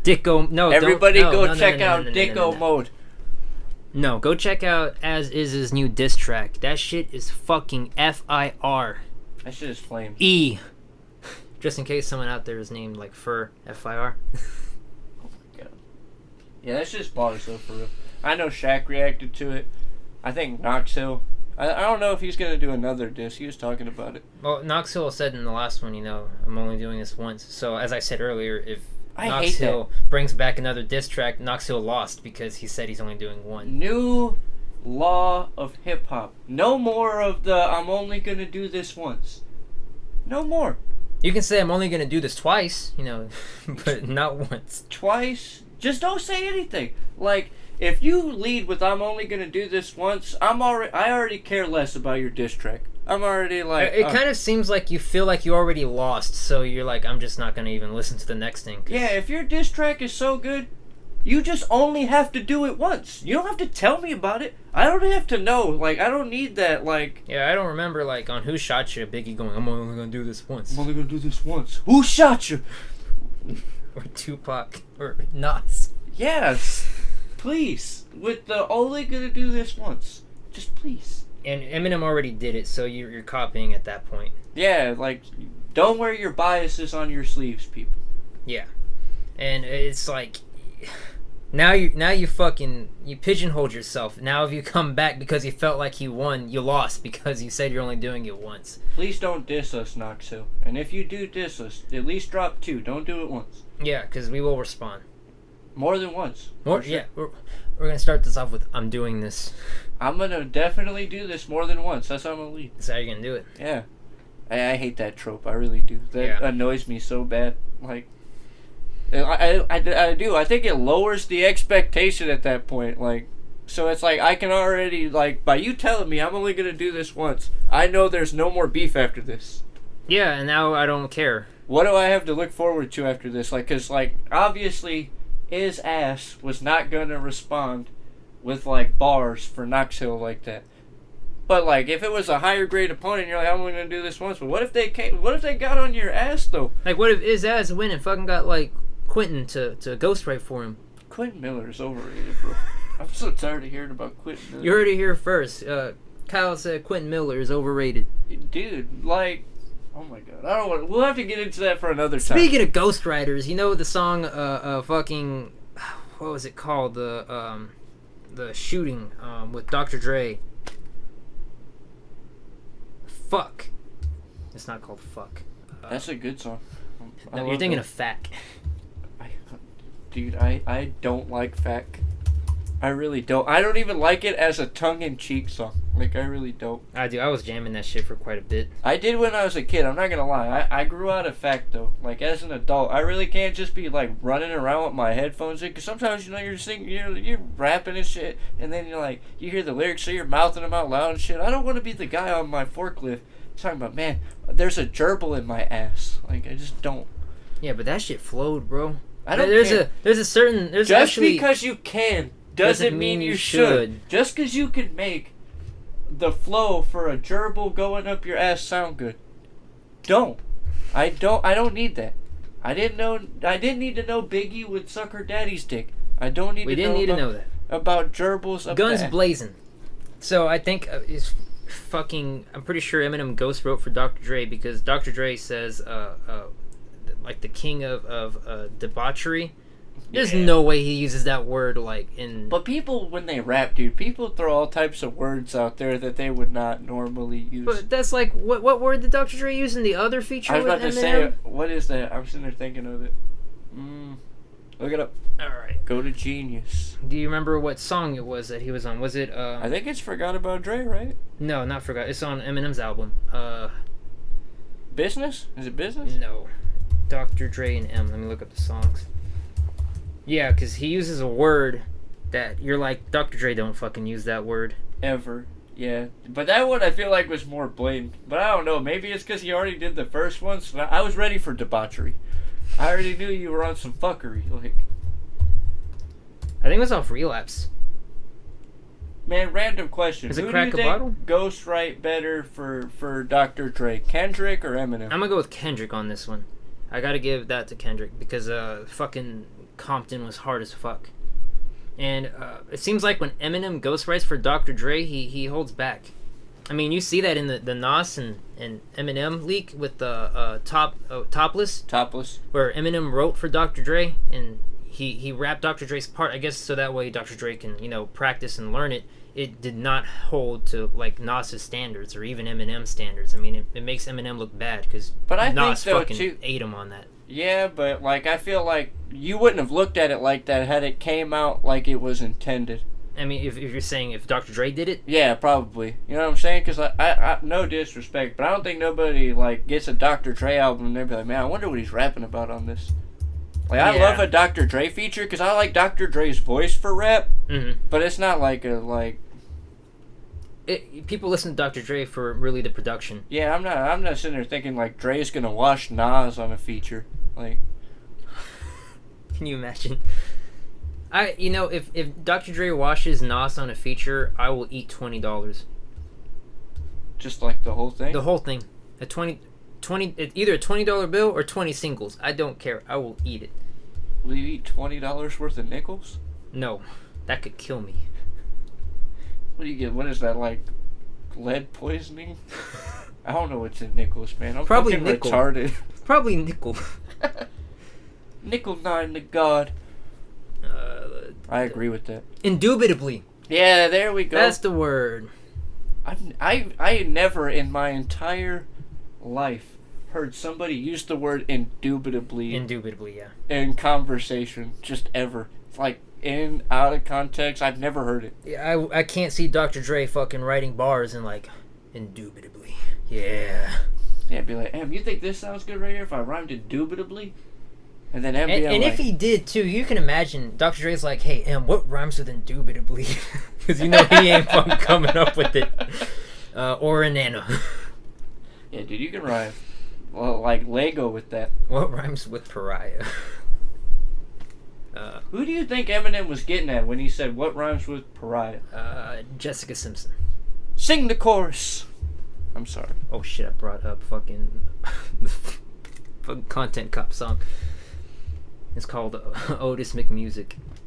That is a terrible name. Yeah, Dr. Dre doesn't use the word indubitably, dude. He doesn't. Or debauchery.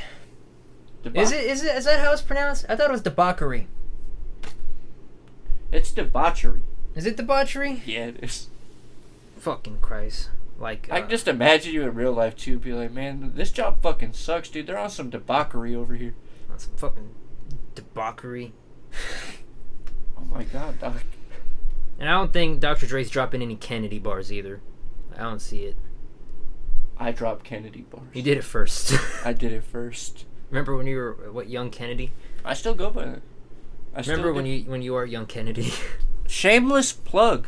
If you liked the podcast for whatever reason, you didn't have nothing going on, you stumbled upon this, and you made it this far, we have a YouTube page. It will be linked in the description. 2 Dim Records. That is 2 numerical. D as in dick. I as in I suck dick. M as in my dick. M as in music. And then records. Go check that out. You can find ordinarily, obviously some things are going to hit like Spotify, iTunes, Apple first. But usually after the audio is going to go there, that's where the music video is going to go. You can keep up with Glytch, 3 content, mixtape content, more albums coming. You got 2 Dim, which is the both of us. We got a new singer on the roster, Gabriel, with a period. For some reason.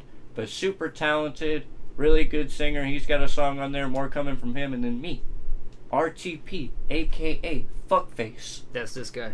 That's where everything is. You can go check that out. That'll be in the description with all the other many YouTube channels. And while we're talking about shameless promotion here, buy my album. It's this one right here. I'm sure if you watch the reactions, or even if you don't and you go and watch them, this is it. 3. I'm actually going to be putting it up too for sale. I actually sell hard copies, and I've decided to put it up. So if you want to buy the hard copy, you can after this video. So look, I'll put a link down to that. I'd recommend it because I signed them. So if you want my signature, and I know you do, buy it. Yeah, go buy 3. And then same thing too, hard copies, and you can stream that everywhere. So anywhere you can stream music. I mean, we can also throw in The Omen, because that's going to be a thing. I'm sure this will come out around the time. Surprise! We're gay. I'm kidding. We're gonna actually drop a collab song that is coming off of our collab album called do you want to give the album name out? Do we care? Is that a thing? Well. All right, it's called Rapture. It's Rapture. Too Dim Rapture. It's gonna probably be, I want to say nine songs or more, maybe less. Who knows? But I'm trying to stick with 9. We're gonna have me on that shit. We're gonna have your boy me on that shit, and then we're gonna have Fuckface on that shit. Yeah. And we're also probably gonna have some features, some common faces if you listen to our shit. And if you don't, we're gonna have some pretty talented people on that. So I would stay tuned. The Omen's gonna drop. If it's out, I'll put a link. If it comes out after, I'll put the link when it comes out, and I'll probably put an image of it right here. And we'll even do a fucking sound snippet in between this too, probably for the intermission. That's probably a good idea. If there is a sound snippet at the intermission, that's the Omen. So get ready, fucking start, pre-gaming, start foreplaying. It's coming out. Yeah, just a little disposition, not to give up too much, but if you're a fan of horror themes, 80s slashers, Stephen King-esque content, it's not horrorcore, I don't want to go there. It's still lyrical, there's bars, there's hidden messagings, but if you like those themes, you're really gonna like Rapture. They're sprinkled in there. Yeah. Look for them. It's intentional, I promise. Yeah, nothing by surprise. Alright, back to the debauchery. Oh, okay. I'm all like, we're going back to contemporaries now. Back to the debaucheries. To the debauchery. Indubitably. Yeah, no. Dre's not saying that shit. I'm pretty sure Eminem ghost wrote for him. And I mean, he all he spits is fire, and his skull's on fire, and he drives a motorcycle, and everybody sounds like him, so he doesn't have to explain why they call him a ghost rider. So, Bars. I'm going to say this. Like, I don't want to put that shame on Eminem, but I feel like at some point, even Eminem has had some level of a ghostwriter in their career. I honestly think once you get to that level, there isn't. There are levels to ghostwriters. Yeah, I'm not saying like Eminem has probably had somebody be like, "Yo, kick that John Blaze shit I wrote you." Like, yeah, nobody's written him John Blaze shit. But there's definitely levels. Everybody has been ghostwritten on some level. That's why when an album comes out, there's fucking 17 people on the writing credits. Yeah, it's so as a rapper who has been in the business for a bit. I mean, you've been there during this time. If you're in the room during recording, like at the studio, and you bring your friend to come and like watch you, and you're rapping something, and they're like, "Hey, this would sound cooler if you added like an A." So you're like, "Hey, that's dope. I'm gonna go in there and record A. This shit way too crazy. A, you do not amaze me. A." Well, now that he said to put the A in there, you have to credit him as a writer now. Mm-hmm. Now, that doesn't mean I was ghostwritten, but he had a hand in it. So I'm sure though Eminem probably has a little bit more inside knowledge of us or from working with other people to know who actually has somebody that's like penning their bars. How do you feel about that ghostwriting? How do you feel? I think ghostwriting isn't inherently bad. I mean, you see it with Dr. Dre. I mean, if you are more talented in certain places, but you want to put your name out there, ghostwrite. That's what I think with with Will.i.am is one of the big ones. Will.i.am's, I mean, he can sing, but he can't like sing, which is why he kind of relied on auto-tune to replace that so he can, sing his song. Because I don't want someone singing my song for me. I'd rather use auto-tune. And I don't even like auto-tune. But I think of it like that. You can be ghostwritten, but that being said, if you're a rapper who has been ghostwritten, and I don't mean like the little shit I was talking about, I mean like somebody writes a verse for you and you rap that verse word for word with no input, you are completely ineligible to be considered one of the greatest rappers of all time. Because rap... You think so? I do, because rap is it's an MC. This is hypothetical, and I know this never would happen. If Biggie had a ghostwriter, would you take him out of your top 5? Yes, because my top 5 consists of those who write their own songs. I mean, I'm gonna go ahead and say like hooks. That's an exception. Yeah, hooks. I think hooks are an exception. If you have to fucking what's that called? When you have to outsource for them, that makes sense. You got a good hook writer, and I mean Biggie wasn't really a good hook writer. Let's be honest here. Yeah, but yeah. With some songs. But Biggie made everything sound good. It really didn't matter. Mm-hmm. It really didn't. I mean, Biggie could have a song where he's singing like shit, but everybody was still rocking that because the verses, man. I feel like that with Tupac, though, too. I don't think on that same level of Biggie, but, like, everything Tupac did sounded powerful, at least. Like, it had that fucking, that essence to it. You weren't like, you never heard a Tupac song where you're like, meh. Yeah, but, I mean, the problem with the whole Tupac songs is he was one of those writers and rappers that constantly wrote and recorded. So all of his shit was, I don't want to say amateurish, but it sounded that way because he was constantly recording and just pushing it out there after he recorded it. Well, yeah, he wasn't fine-tuning the songs like that. His ad-libs and highlights are off, you can tell, because all he did was write a song, record it, and gave it to the guy. After the guy's working on it, he's already recorded a whole nother song. He's like, hey, I need this out too. So the guy's just like, well, fuck. Come on, dog. No, you got 2 weeks, bro. 2 weeks. I think if Tupac were to have given more attention to the production value of it, the songs probably would have resonated way more with more people. And I think that kind of that rough, charm that was given to it could have also helped in the success of Tupac. Yeah, I think so too. He had that feel about him, like he was living life, like just fucking going, bro. Yeah, he really was. I mean, Tupac's an icon. Yeah, for sure. And then you have like fuck, I lost it. Where was I going? Oh, like fucking Wu-Tang. Like Wu-Tang's a really big, rap group, but their quality and sound, it was not there. I'm not saying they were shit, but like if you go listen to Cream, it's the fucking mixing is not that good, but everybody fucking loved it. Man, do you remember Slim Jesus? Oh, bro, I remember Slim Jesus. Slim Jesus has better audio quality than Wu-Tang Clan. Like what? Yeah, and it's such a it's such a testament too to how like the times have changed, where YouTubers can make better sounding music than Eminem on Revival. Yeah, it's really at this point now where I was thinking about this earlier too. Like labels are almost obsolete now. The biggest thing that they have to their advantage is they have all the avenues to get on. They got the connections. Yeah, the connections. So it's like if you want that, but you can even get those on an independent level. It's a lot more work. It is. You have to do a lot more talking and searching for people. Yeah, but we definitely live in an age where you can be an unsigned millionaire. Mm-hmm. You can literally get rid of the middleman now. Because honestly, like with distribution and what are they called? Like publishing, all they're getting paid to do is hit a button. That's literally it, to publish your music. It's not that hard. You can do that yourself. In fact, I recommend you do. If there's any like independent artists that are trying to get with a label or something for the sake of publishing, don't do it yourself. You'll save more money that way.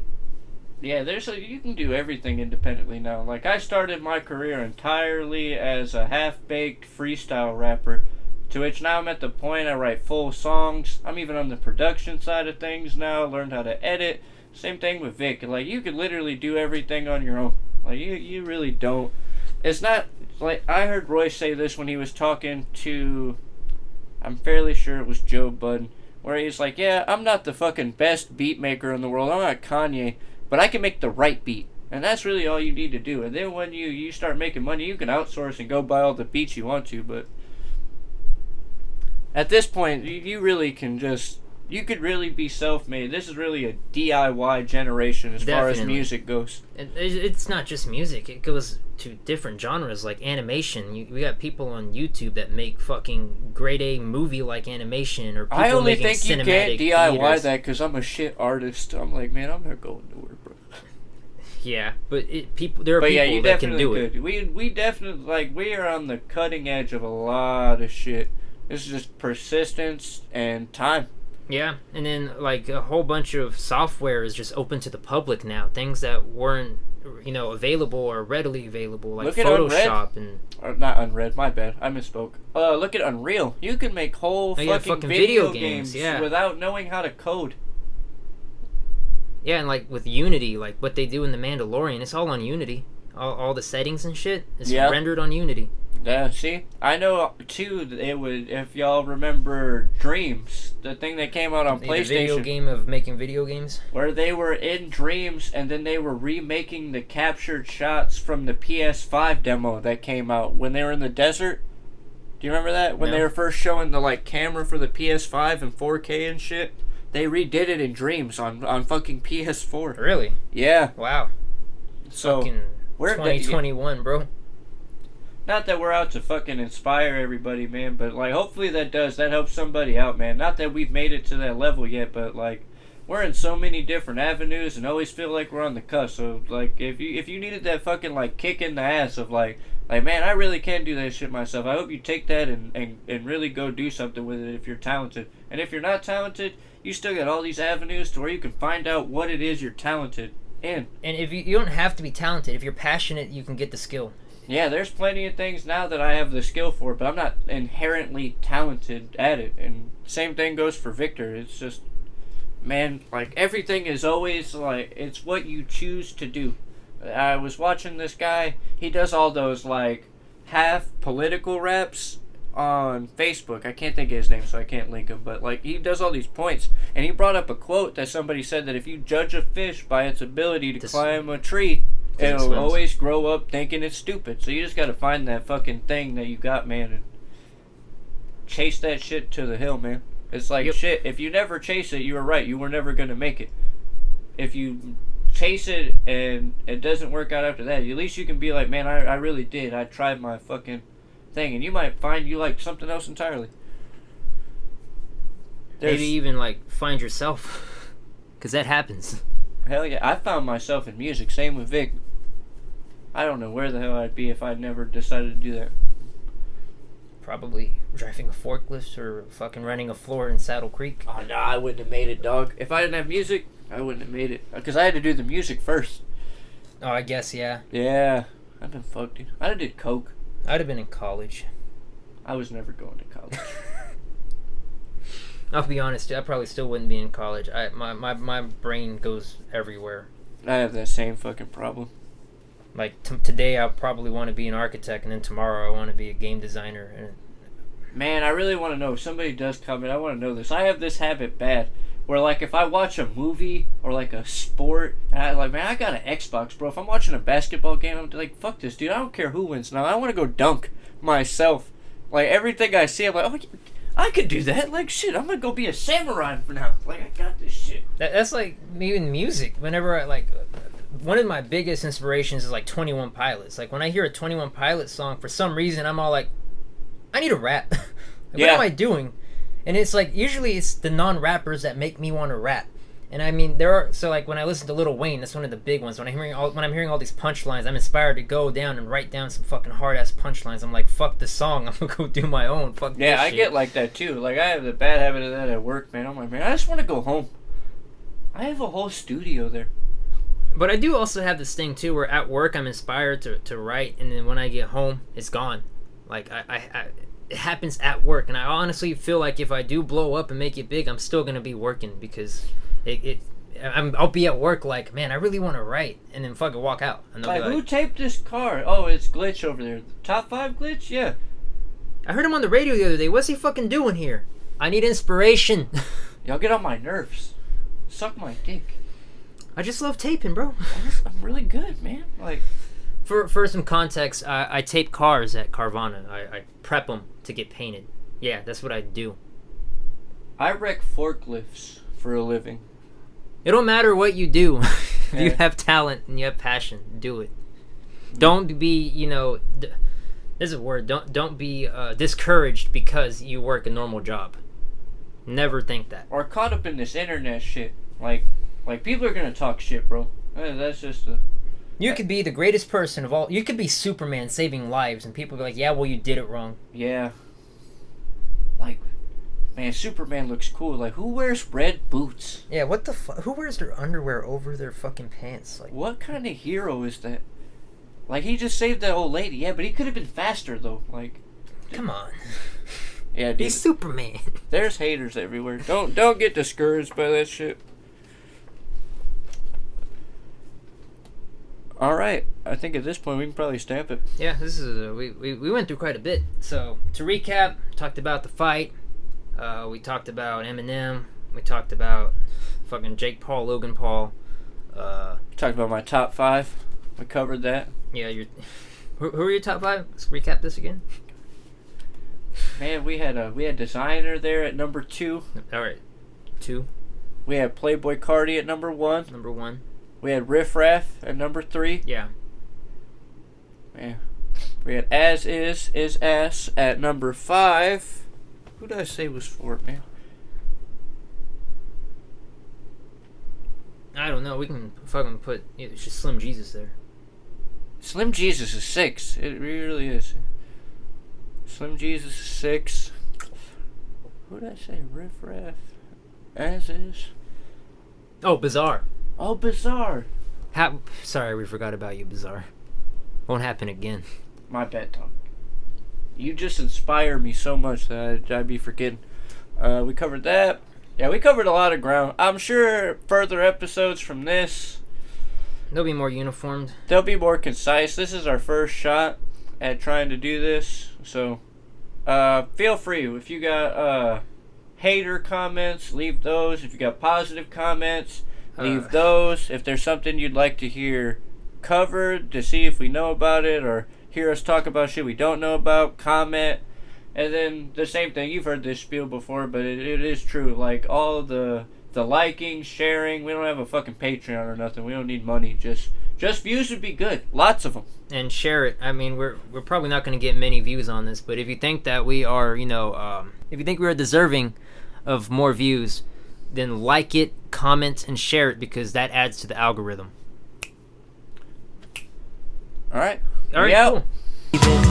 First the lightning, then the thunder, then the sky turns red from the men of under. The good rise up, we were meant to find the ones that hide to judge all of those meant to suffer. Don't come and hold if you hoping to shoot. You can't kill the demons, so don't be a fool. Appetite rise, any blood for the pool. You would be dumb if you come for the ghoul.